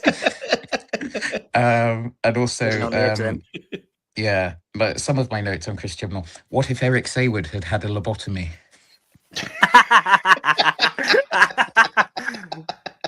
That is amazing. Yeah, and I'm getting that on a t-shirt. And on the direction, what if Michael Bay had no money and only one American? That's nailed it. That's exactly my point. Or as I said, like any number of these shows from the late 90s, early 90s, like This Life or whatever, like they think they're making gritty youth drama type shit. You're making bloody a Doctor Who spin-off about fighting aliens, for crying out loud. Stop pretending you're making Trainspotting 3, for fuck's sake. Yeah, anyway. I really have such vitriol for this episode because I wanted it to be good so much when it first came out. I love the Cybermen. Like I said, I like at least 50% of what Chibnall does. You've pointed out the director's done some great things. I like about half of Torchwood at times, but this just seems like the perfect shitstorm of everything they could possibly do wrong. Anyway. It's annoying as well because I think like it's a good idea because the Cybermen are one of the Doctor Who villains that lend themselves to being in an adult show. Like you say, you can actually graphically show the conversion stuff, like the body horror stuff when she's converted Doctor face. Like you can actually show all that. Like it had such promise, I think, if it had been done right and had Chibnall not been tied into it. And I also think had it been in its original slot in the series would have worked a lot better because the team would have sort of grown into each other a bit more. You'd have, because it's weird to have Ianto have his existential crisis about his job on episode 4 when he's like, all I do is clean up your I know that they've been Ianto's worked for him for a while or whatever, like 18 months or whatever Fragment says, like, so he's been there a while. But for us it's like so immediately Ianto's shifty because you've had the stuff about Gwen, but then you've not really learnt about everyone and seen them work as a team before, that there's something going on. And you could have seeded it through episodes with like, Ianto being a bit shifty when they come back from the pub, which they seem to do like every shift, which is weird. What a great job. We just go out in Cardiff and drink and then have sex with aliens. It's great. And roofie anybody that sees what we're up to with what we're charitably calling. And then hire the people that you've roofied. So he can't be prosecuted. The bit where they're all in the bar and then there's like, shit, we need to down our drinks and go off and sort this UFO, that little B story bit, I want to see that episode. I would have loved to see that episode. It's like, how do they cope with a crash space? It's like the X-Files, but they're pissed. That would have been quite fun. Even that, though, was so pathetic. It was just a question of open communications to them. Hey, guys, it's great to see you, but you're a little bit too close, so just fuck off, why don't you? Like, yeah. Is that it? Really? It would have been so much better if that was the actual dialogue. I mean, it more or less is. But you could like Cliff said, you could have had go off and have that episode, have like this sort of thing where it's like, oh, like I like Ianto, but there seems to be something going on with him, and then you get to like episode 6 or 7, and it's like, oh, this whole thing's happening. And had it not been called Cyberwoman, I think it would have, it wouldn't have fixed much of it, but it wouldn't have been like, oh, so this is exactly what it says on the tin. It's metal tits. And the women ones are worse and all that shit. Like it's strange. Like there's a good idea in there. I just think that they stuck it in a bag and threw it in a lake. Yeah, I hear what you're saying, and I think I kind of agree. I think the title and the costume are certainly the most egregious elements that are not helping the episode. Yeah, repurpose the Cybers ones, but still have her exposed flesh in certain places. And if you really wanted to, you could have it so that there was cracks that made the chest plate look like a bra for some reason, if you really fucking had to. Yeah, well, they didn't have to. But yeah, to your point, and again, in the interest of balance, I actually thought what they did with the kind of the body horror elements of both the flashback that we see, even though we don't see much, but you kind of get the hints in the way that it's filmed and the kind of sound effects and stuff. It's pretty visceral. And I especially liked what they did with Tanizaki, and the kind of weird, like that is how I see kind of like, cyber conversion or simulation. It's like it's supposed to look scary and body horror and terrifying, and seeing the kind of the Cyberman's handle like embedded in his head and one of the eyes like gouged into him. I was like, ooh, that's, if you lent into that kind of thing with this episode, it could have been really interesting, but they just pointedly didn't. I mean, there's nothing about Lisa as a Cyberwoman that looks particularly body horror. She just looks like one of Kylie's backing dancers. So, yeah.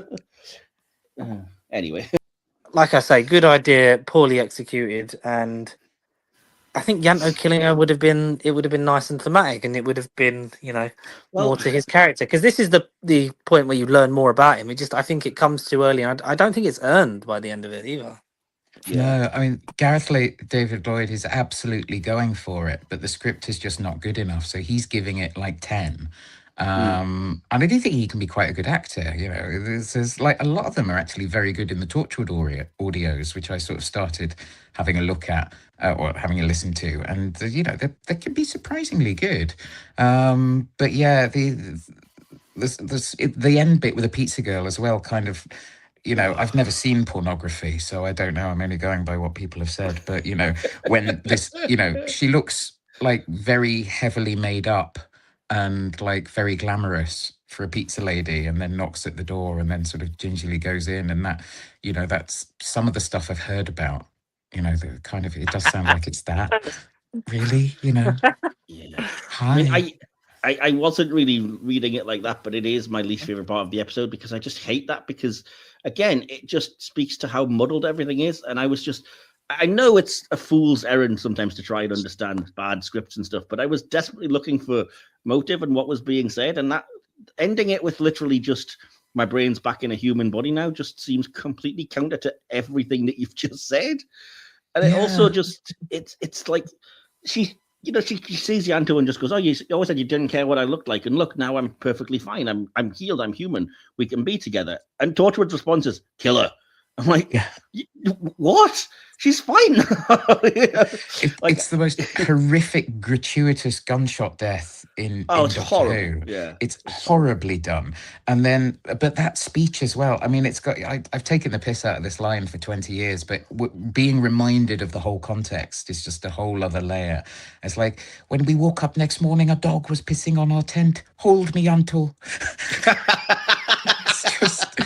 The bathos, you feel your soul leaving your body when you hear dialogue like that. I have to chime in, because I've got so many examples of dialogue like that, and it's not even necessarily connected to the main plot. And just to give you a clue about how much I hate this episode, I was making lists of bad dialogue. So it starts at the beginning with I'll have a pizza. No, coleslaw. My boss says I'm not getting enough vegetables. Hilarious.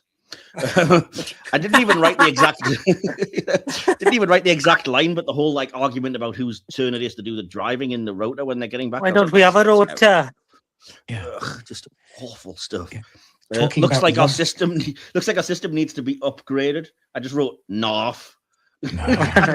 I get what you're doing. It's not big and it's not clever. Yeah. And they're talking about rugby and basketball. It's like, we're nerds, guys. We don't like sports. What are you talking about? We don't go outside. And then Owen. Well, then why make the Cyberwoman sexy? We don't like touch women's bodies either. We like women are repulsed by us. What's going on? Yes. Well, you say that, but this is the thing. The last terrible line of dialogue I've got, and again, it speaks to like, oh, we're Torchwood, we're going to do the adult type thing. And it just made me groan audibly, because it's terrible. It's like, I don't fancy you much anyway, Gwen. Oh, yeah, you say that, but I could feel your heart on. Oh, God. Oh, fuck. All the way off with that shit. Yeah. And this is the episode that starts their affair, isn't it?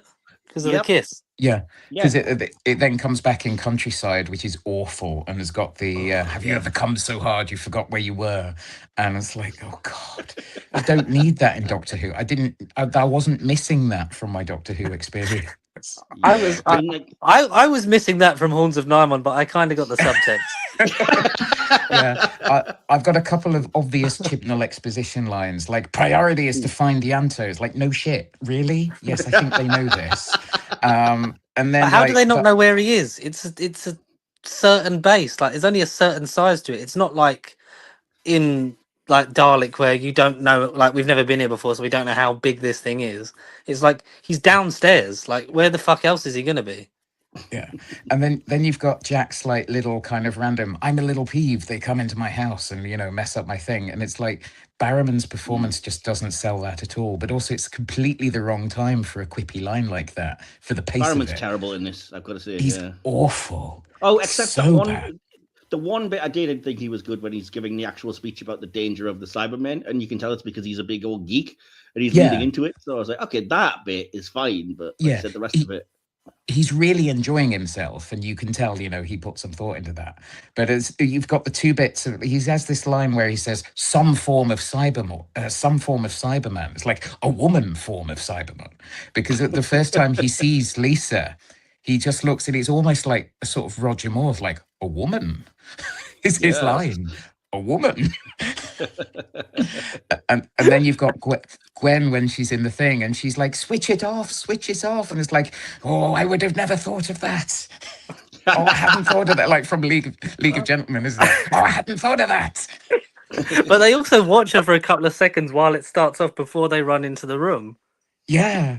And the other thing, this maybe knitted it back into the Doctor Who lore a little bit for me, but when Tosh finds the handle to cut the power off, she kind of finds it, looks at it, clocks it, and then quite gingerly and casually actually kind of puts it up. And it's like, that's sort of what Nyssa would have done. That feels like a very Nyssa thing. I think it is kind of from the days of like, I can't possibly open this really heavy door. Oh shit, I've just snapped it off. Better make it look heavy. Yeah. And then there's a point where Gwen goes, shit. Just like, it's just her one line, shit. And it's like, yeah, do a really good swear for the kids. Yeah. Oh, we're dark energy. And then you've got, I'm sorry for what they did to you, but this ends here. At that point, Lisa could have killed him already. So she pauses to listen to that line. There's several occasions where it's like, I'm going to say a thing. And Lisa, this unstoppable killing machine stops quite a lot. Yeah. No, that there is a lot of that. But I mean, that's, it seems almost churlish to mention because that's a genre type thing anyway. But like I said, I hate the sheer muddled nature of like, I'm back in a human body now, Ianto, so we can upgrade together. Like, that's exactly what you've just avoided doing. Yeah. What you just undid. What is the freaking plan here, Lisa? Or even when she's like, I'm going to implant your brain into this and we'll both be in the same body together. Like, that's horrifying. What part of you thinks that's going to be good? That's not going to end well. It just sounds like a big headache. Yeah. My other writing-based notes are, so you could do this as a play. It would be a shit play, but you could do it. Because basically the pace is very much like action, talky bit. And it's like a lot of New Who is very kind of rigidly structured, and like they've gone through, they've clearly gone through a breakdown and they've gone action bit, talky bit. And like good writing is hiding that, so you don't feel like you're being moved on from section to section in a very structured way. But they do a lot of that. And then it's like, what you've done here is you've tried to tell a story about love versus logic without understanding either. Yeah, exactly. Yeah. Yes, that's exactly right. Yeah. Yeah. And it's the writer's most profound thoughts about love, humanity, and technology with only one problem. He is an idiot. Well, I mean, the idea is with any writing, and I mean, I'm not claiming to be an expert. I'm not a published, script writer or anything, but I would think the thing you start off with is, a central thesis of what is your main character's motivation.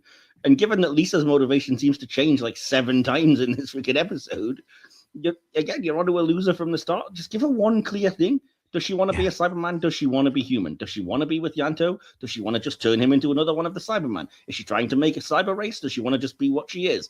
I mean, what is the plot of this fucking thing? Anyway. I think it's thought of in very visual senses. So I think like there's the influence of a lot of graphic novels. I think Russell T Davies is influenced by a lot of comics, graphic novels and things. I think they have the visual concept like nailed down, but they don't get the rest of the storytelling behind it. Certainly not endings, certainly not being satisfied. I think a lot of it is all about a couple of strong images And then you kind of think maybe this was all thrown together so quickly. They just go, we got a couple of strong images, we'll throw this together and we'll work it out in the edit. I think there's a sense of that. Yeah, I agree. And I also think that they were more concerned with Ianto's motivation and everything, which makes sense as the main character. And like you said, I think Gareth David Lloyd performs incredibly well. He comes out of this not unscathed, but probably better than most. And he's actually giving it, like you said, 100%. But it can't all be about him.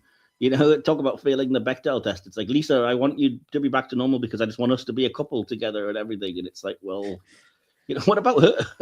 Yeah. And he has this moment where he's actually quite abusive, which is clearly oh, you know, me, these sort of arguments, the stress, you know, he might, you know, he's not going to show himself, you know, the whole episode is not about him showing the best side of him anyway.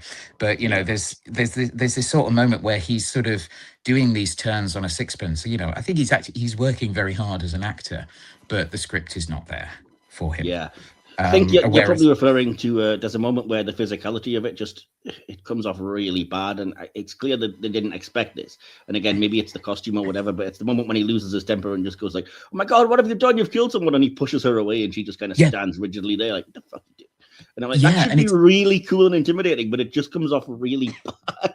The whole idea of it could have been really good. I like the concept of there is somebody converted old style, which I prefer.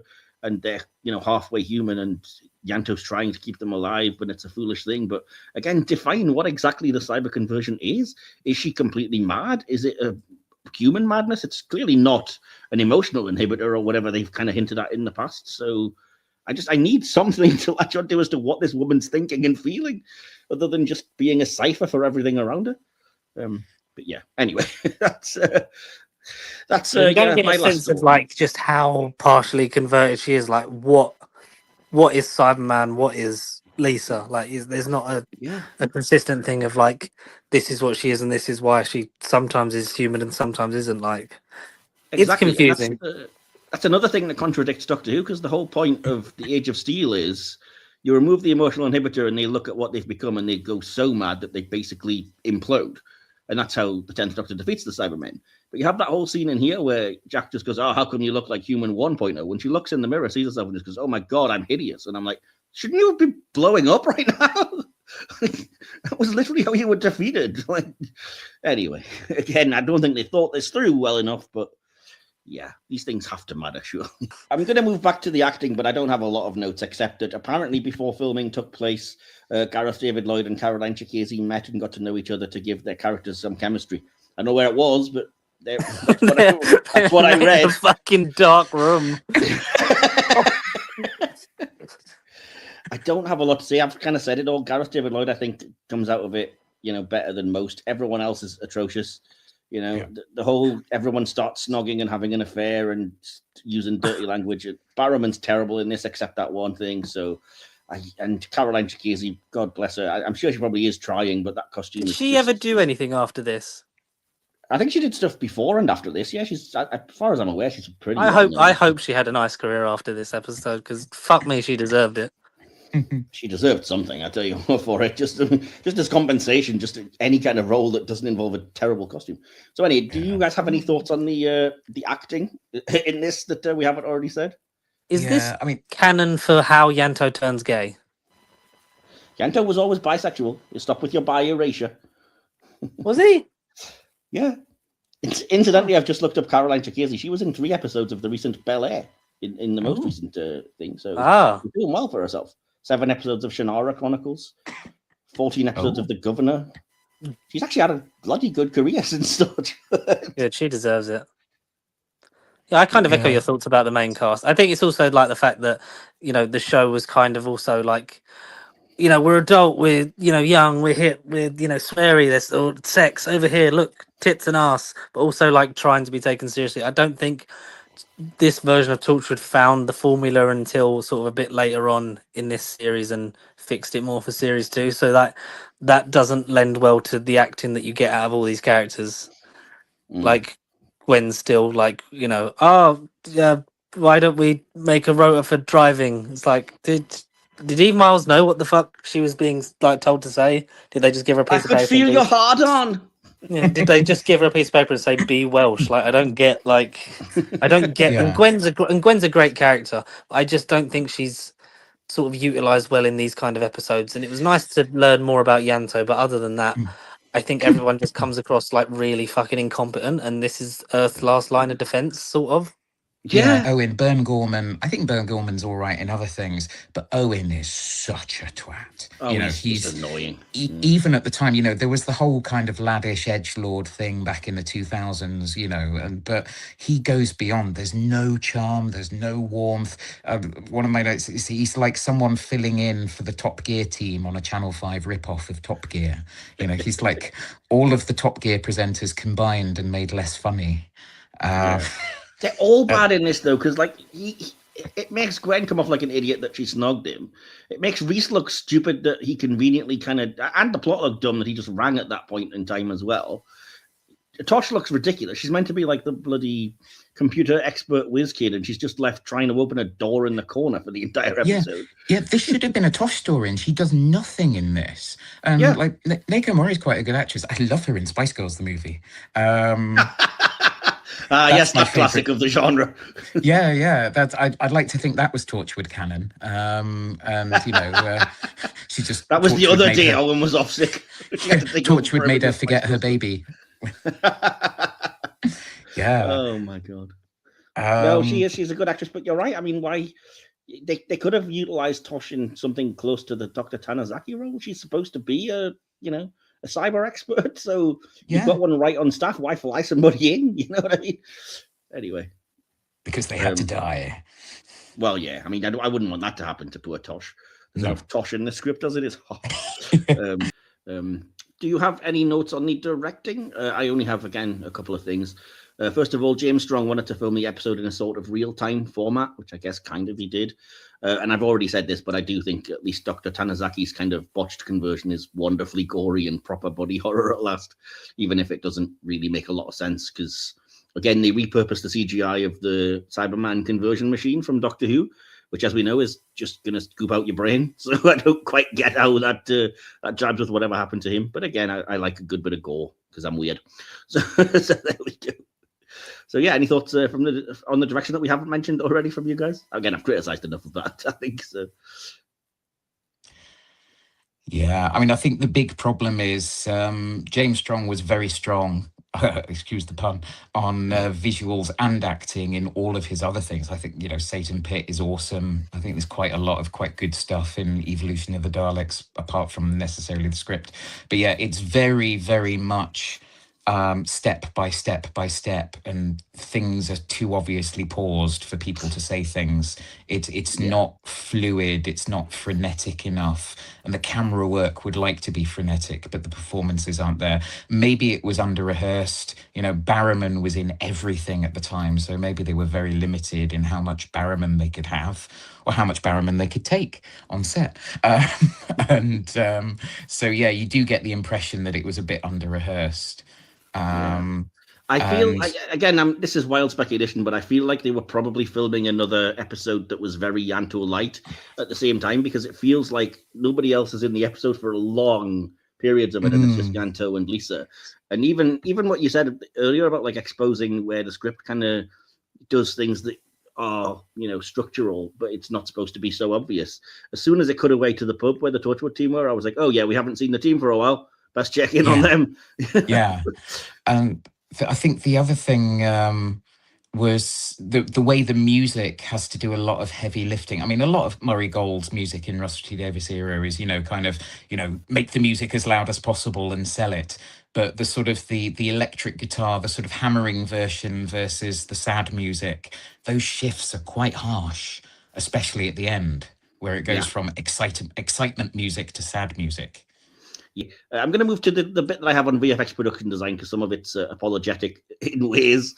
I will say the producers noted there was a history of sexy pneumatic hydraulic women in sci-fi and wanted to tap into that.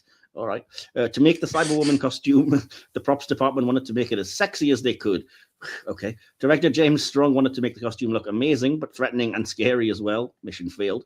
There were discussions about which parts of Lisa would be human and which parts would be cyborg. The costume was made out of rubber, It was custom made to fit Chakesi as much as possible. It took an entire day for the actress to get her body cast. After the costume was completed, it would take an hour to apply each morning and an hour to remove by lunch break. Chakesi found it difficult to hear anything from the helmet while shooting scenes, and it was also uncomfortable for her, but the producers noted she remained stoic throughout filming. Yeah, no shit. Chris Chibnall reportedly hated the Cyberwoman costume, to be fair to him, having envisaged something more body horror inspired, but there was no time to change it, and the production was stuck with it. So don't blame him for that, I guess. The fight scene, which we haven't even really talked about, between Lisa and Mafanwi the pterodactyl, was difficult to shoot as the actress had to interact with a visual effect creature that wouldn't be added until post-production. The producers added a plastic green beak stuck on the end of a stick to be used as a guide. That footage is on the DVD and the Blu-ray, and it's just hilarious to watch, by the way. And if, in case you wanted any further information about just how cheap and low budget this episode was, the UFO footage when the Torchwood team returned from their drinks was a tinfoil covered frisbee on a fishing line. Yay! Traditional values of Doctor Who. Absolutely. So I'm going to go to our next section then, which is I've got a little bit of critical response to this because I thought it was interesting, and a bit of an audience response because we didn't get a lot of that, so I've kind of tried to pad it out. So without any further ado, I'm going to open the Subwave network and get to that. I'm transferring the Subwave network. So starting with the critics, because like I said, it surprised me, some of these things, but Daniel Montesinos Donaghy of Den of Geek reacted positively towards the episode, saying, surprisingly, it was absolutely brilliant, a mini tragedy of sorts about secrets, obsession, and corruption that finally gave both Gareth David Lloyd something interesting to do and the series some much-needed focus. He felt it was a step in the right direction, adding that it has everything I could have wanted from a Torchwood episode. Okay. Androzani.com said of the episode, it's awful, it's horrific, it seriously sucks, adding the single nice thing we can find to say is that the concept had potential. Seb Patrick of Noise to Signal thought, despite a strong and somewhat morally ambiguous ending, the episode really should have delivered in more spectacular fashion than this. Patrick also criticised Jack's personality throughout the episode, stating, we wanted a spin-off series about him because he was cocky, cool, and downright entertaining. Buzz Lightyear meets Ace Rimmer meets James Bond. We didn't want some grumpy, immortal bastard with a chip on his shoulder. And despite the mixed reviews, however, the series producers and BBC controller of fiction, Jane Tranter, regard this episode as one of their favourites from the first series. Again, not quite sure what they're seeing that we're not, but there we go. So I did put out on social media to ask your thoughts, and I did get some responses from people. And again, some of them will surprise you. They walk among us. From the very ironically named Facebook group Doctor Who Gold, Robert Zaferis says the Cyberwoman could take out all the fembots and Stepford wives. Okay. From Doctor Who fans group, Malcolm Giles says, I love Torchwood, but they ruined it. This is episode 4, my man. Anyway, where were we? From Cybermen Supremacy Facebook group, Rowan Alexander Crump says, if it wasn't for the costume design, this would be one of the darkest and best Cyberman stories ever brought to the screen. Please get your head checked. Peter Ledwith says, Cyberwoman was weird as all other cybers were generic and not gender specific. Yeah, true enough. Gary Cox says, well, it's RTD is all I need to say. He's always coming up with ways to twist the canon to his way of thinking. Lawrence Wilson just says 0, it's crap. And Jackie Tyson just left 0. Which I think when I asked for the scores out of 5. Harry James Gibson, says 4 out of 5 stars. Really atmospheric story, only really let down by the atrocious Cyberwoman costume. And I think I've got one more somewhere.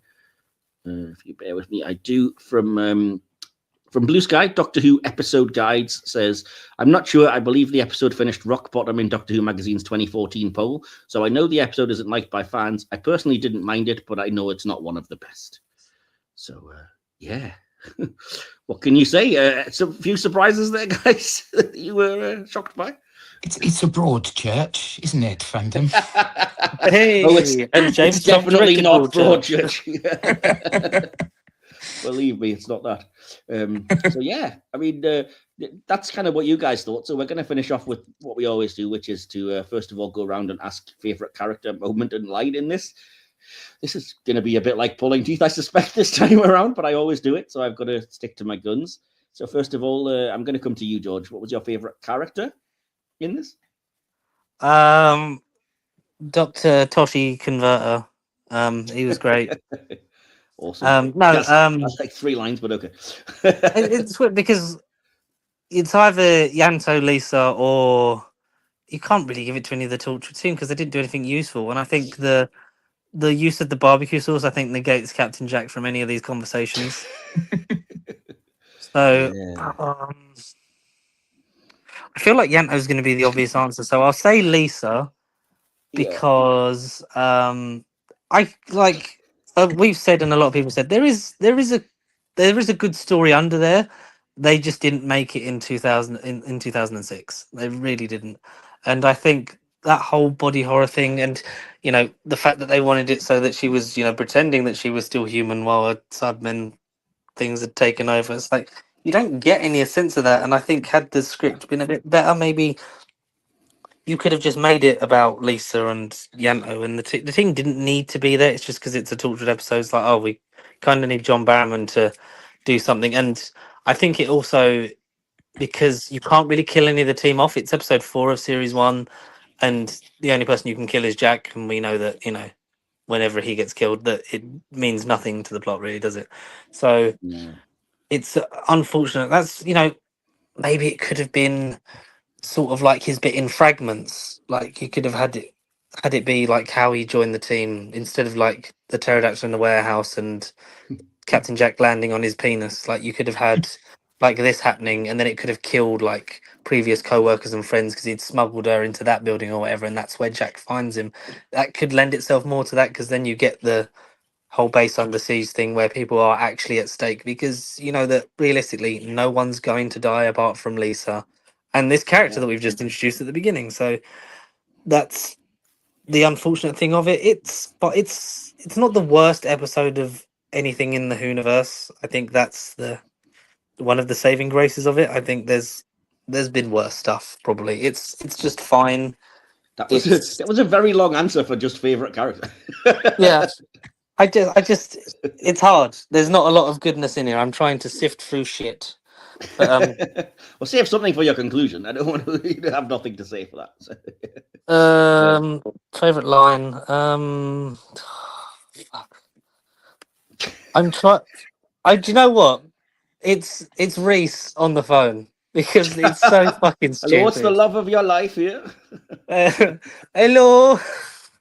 I fucking love Kai Owen. Like he seems like such a nice man, and Owen is just such a shafty cat. But that's funny. Just you're all tense, and then just the phone rings, and he just sat by the fucking bay eating chips, and you're like, "Oh, this is." What was it? He says, like, "Can you record wife swap for me?"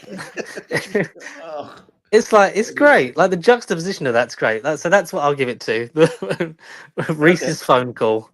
Okay, so that's your favorite scene and line we're going to go with, I think. Yeah, yeah. In the interest of moving things along. Cliff, it's over to you. Favorite character moment line? I was racking my brains, and you've just reminded me about the Reese bit. So I think Reese has to be my favorite character because he's just warm and nice and realistic, which is what none of the others are. Yeah. I mean, it's Ianto's story, and he does his best. I suppose maybe Ianto, but the dark part of my soul says Reese. Fair enough. Do you have a favorite moment in line as well? Well, I mean, the thing is, I have said for 20 years that there was a dog pissing up against our tent. Hold me is one of the worst lines of dramatic dialogue I have ever experienced and heard in my life, and would never, ever wish to hear it in anything related to Doctor Who, or indeed ever again.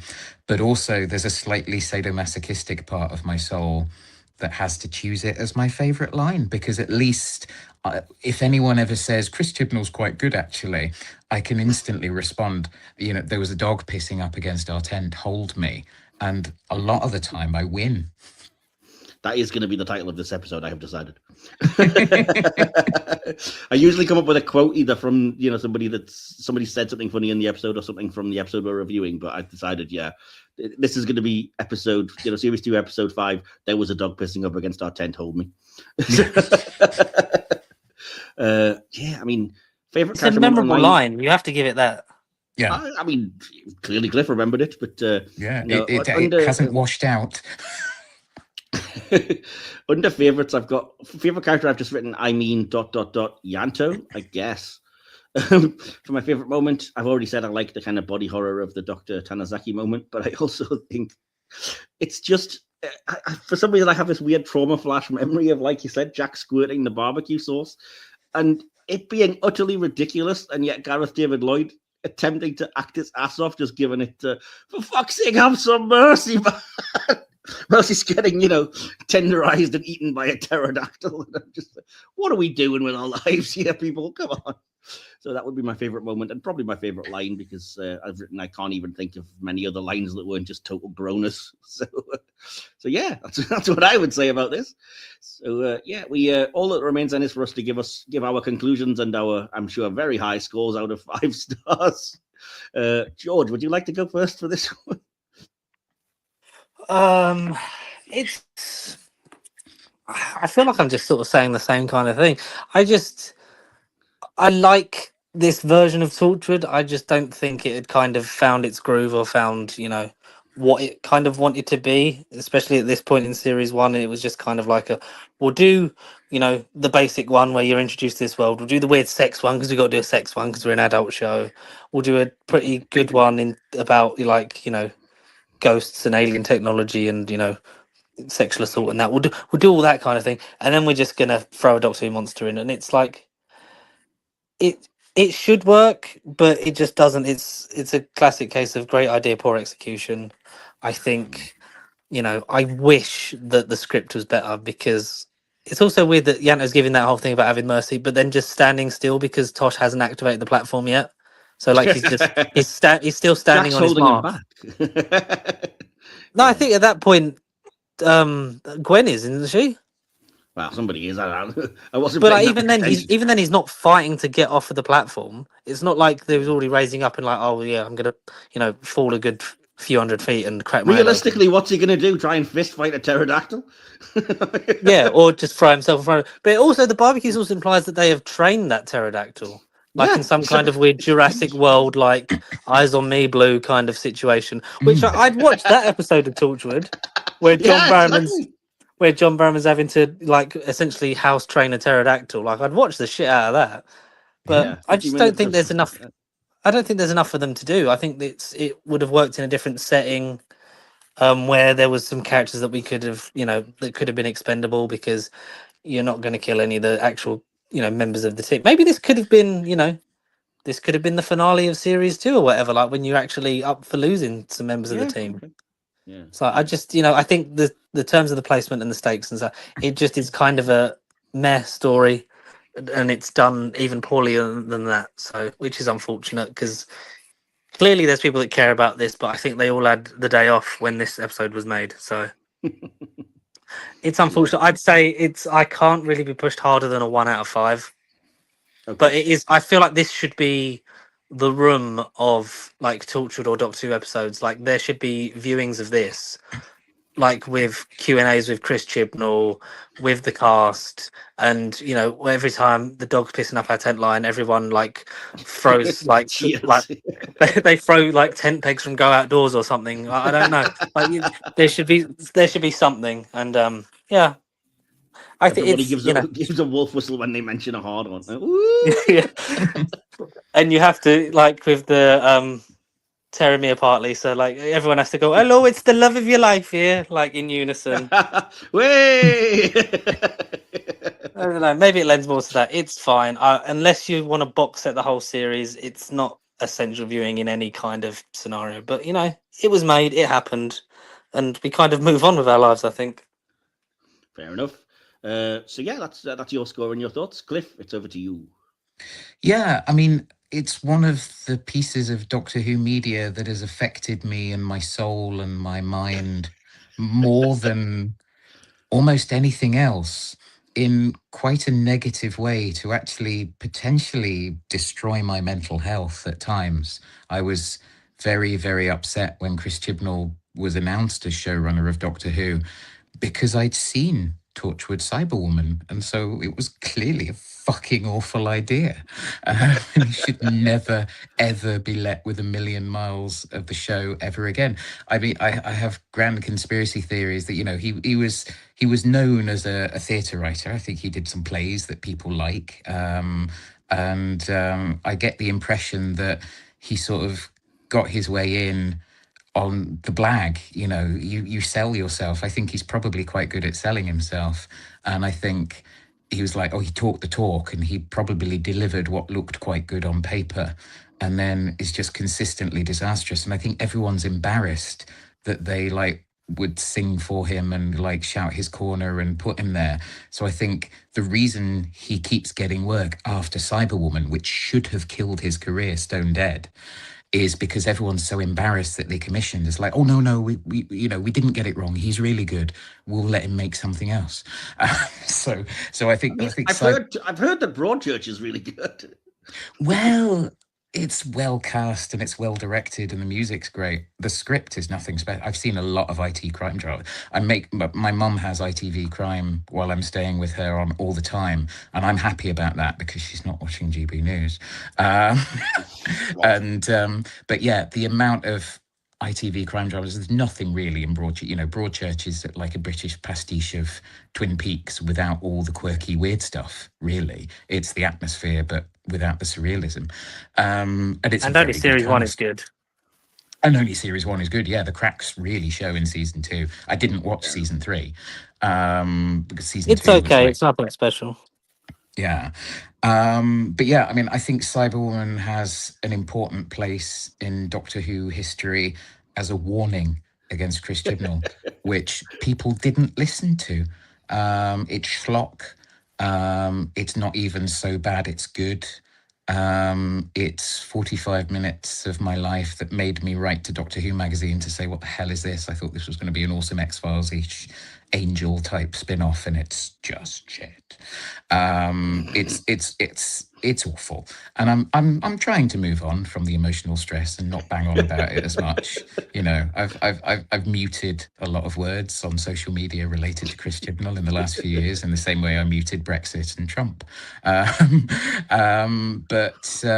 Yeah, it holds a very special place in my heart, like a bit of shrapnel that might kill me at any point. Ice in my heart you put there. I think it's there forever now. Exactly. Yes, exactly. So I would give it a minus 9,565,203 out of 5, or 0 if that's possible. I'm going to be, I'm going to say 0. No, I didn't hit that. I think as fairly as we possibly can. An episode as confused and compromised as its antagonist. On paper, this should have been dynamite. Body horror, obsessive love, the tragedy of interrupted cyber conversion, hidden beneath Torchwood's own basement. That's a concept rooted perfectly in what cyber stories are about. Loss, identity, and the desperate refusal to let go. Instead, it collapses under its own incoherence. Lisa's motivations shift from scene to scene with no clarity or purpose. Is she clinging to life, embracing conversion, corrupted, manipulative, insane? The episode never decides. And because it never decides, it never lands. The tragedy is blurred, the horror diluted, and the threat dramatically weightless. The aesthetic misfires don't help. The costuming borders on parody. The direction leans into every mid-2000s edgy cliche available, and moments that aim for adult intensity drift into unintentional farce. You almost wish it would commit to being so bad it's good. Cyborg versus Pterodactyl kind of has that energy, but even that potential is squandered. The one element that works is Gareth David Lloyd, who gives a performance far stronger than the material deserves. His portrayal of a man clinging to obsessive love, rotting from the inside with guilt and denial, hints at the episode this could have been. And ultimately, Ianto's character development is the only reason this story avoids total irrelevance. But as a cyber story, as a piece of drama, it's a tonal mess that wastes every ounce of its potential. If not for what it does for Ianto, this one should have been deleted. And I also gave it 1 out of 5, George. So, yeah, weirdly enough, I kind of have to put those scores together, the 1, 1, and 0, and divide by the 3 of us here. So that gives you a final score for the episode Cyberwoman of 0.6 out of 5, which a little generous, but I understand. Is that the lowest score ever? If that is not the lowest score ever and will continue to be forevermore, I will be genuinely shocked because, yeah, I mean, yeah. It's just so weird, isn't it, really? But yeah, and so we leave Torchwood aptly enough cleaning up their mess. And it just remains for me to say thank you so much to anyone who's listened all the way through this. If you've liked this episode, please, we are desperately attempting to get some views and grow the podcast and to pass on to Whovians and Doctor Who fans. And again, if you just think I'm too positive all the time, this is the episode to share. So please do like, share, subscribe, and do all that good stuff. You can find all our links in the link tree that will be in the episode description, or it'll appear on screen, I think, during our outro as well. And on a personal level, I just want to thank both of my guests for joining me here today. So first of all, thank you, Cliff, for turning up again. Thank you so much. It was a lot of fun, and thank you for being lovely, even though you like Chibnall. That's fine. Well, I mean, I like parts of it. I mean, let's not get carried away. But yeah, I like some of his stories, but I'm certainly, if this is not the episode to be on where I'm defending him, because I swear, I hate this so much, I would gladly throw even the things I like in the bin just to stop this existing. But yeah, Good, so would you like to plug anything that you're working on, or where people can find you online, Cliff? I don't think I've got anything out just at the moment. So yeah, there's me happily slagging off professional writers and actors. I'm not sure I'm doing anything at the moment. No, I'm doing an audiobook for the blind, which you won't be able to hear because it's just on the dedicated thing. I'm helping on a play called Theodora as behind the scenes. So there's the Isle of Man one-act play Easter Festival coming up, which a friend of mine called Gemma Varnum has written an excellent sci-fi-ish human drama with a sci-fi element, which is very, very good. It's kind of like something, you could almost sort of go, oh, that would be a good Torchwood-esque thing in a way. Well, no, but it's good. It's adult comedy, sci-fi drama, and so I'm helping on that, and that's going to be at the Erin Arts Centre on the 11th of March in the Isle of Man. If anyone from the Isle of Man is here, fly over. It's not quite as cold as it was. It's still quite cold and damp. It's cold and damp here as well. Don't worry, in England it's just as bad. Yeah. But, cool. And if you pass on your social links, I will leave them in the description as well if people want to follow you online. And yeah, if anybody wants to hire you, by all means they can do. Maybe not to review this. Yes. And maybe not to script doctor for Chris Chibnall ever. No. That would be fatally hilarious if Chibnall was like, I'm looking for a co-showrunner on my next project. Cliff Chapman, you. The buddy cop joy. That could be the movie of the century. Yes. It could certainly be something. But yeah, and so yeah, thanks again to you, George, for joining us. You rarely do these episodes, but when you do, it's always a hoot. So thanks for coming on for this one. Thanks for allowing me to just, vent my frustration at life. And, I feel like you made me watch this because I made you review all the Spider-Man spun films. I feel like this is payback. Yeah, this is worse. I mean, I voluntarily bought Madam Web, for crying out loud. I'd watched that 1,000 times before ever watching this again. I still haven't seen that. I need to get around to that. You really don't. They're rebooting it anyway, so I'm sure it'll come out again. Exactly. So yeah, thanks again, George. And did you have anywhere people can find you online or anything you want to plug? A podcast that's been dead for 9 months, maybe?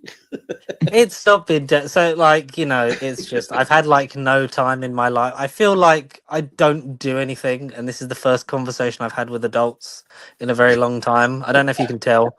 But no, the podcast will be back. I'm hoping this month, as it is now March. I don't know when this comes out. If this comes out in September and it's still not out, then it'll be in March point, I'm sure. I really am hoping. Me and Connor are, we still speak. We're not falling out. We're not like the Beatles. Yeah. But we are aiming to bring it back. It's just trying to set aside some time for Nerd Bible Podcast to return, whether it's in exactly the same form or to evolve it. I am not sure, but Pasty Sheep across every social media channel you can think of, unless we're not there because we've not thought of it. And yeah, please watch us on and listen to us on YouTube. And all the episodes we do with you, Mike, are a joy. And thanks for allowing me to continue to talk to you. It's it's a lot of fun. We talk a lot off air, even though we are not podcasting. We always communicate in various memes and news and bits and pieces and texts. So I don't feel like you've been gone away. I just feel bad for the listeners that can't experience your joy. All three of them. Well, I was going to say this is a good chance to go back and listen to past episodes of Pasty Sheep Nerd Bible Podcast, especially the 4 reviews of the Fantastic Four movies that you made me do, talking about being bitter about really bad things that I had to watch. I think we should make a pact, and the 3 of us now should all watch Class and then review that. I love I Class. didn't I'm the mind only one that Class. did. I've not I- seen Oh my it. god. I quite liked a lot of basically it is very uncertain in tone, but there is a lot of quite good stuff in there, and it's different. It's worth a look. It's a great shame they didn't continue it, because I think they could have ironed out a lot of the problems in a season 2. The cliffhanger was really intriguing, without spoiling it in case you do ever watch it. But I think it's good. I liked it. I mean, there's the odd.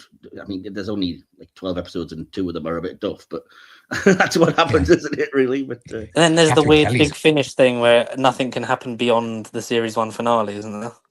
Oh yeah, they Very only odd. have the Well- license to pre-season 1. Yeah.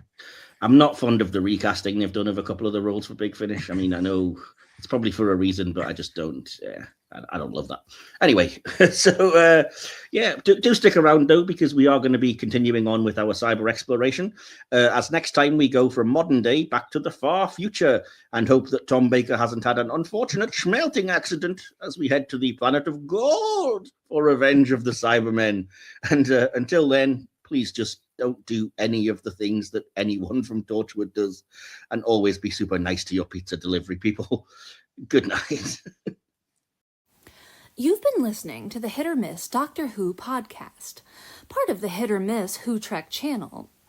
Hit or Miss Doctor Who is hosted by Mike Wilson and scripted, produced, and edited by Mike Wilson. Adapted from an original podcast created by Will Templar. Follow us on YouTube, your podcatcher of choice, and our social media. Links to all of these can be found by clicking on the link tree in the episode descriptions. This podcast is a Media Matters original production. Don't forget to like, subscribe, and share this podcast through all of time and space. We'll be back for another thrilling TARDIS trip soon, but for now, Doctor, I let you go.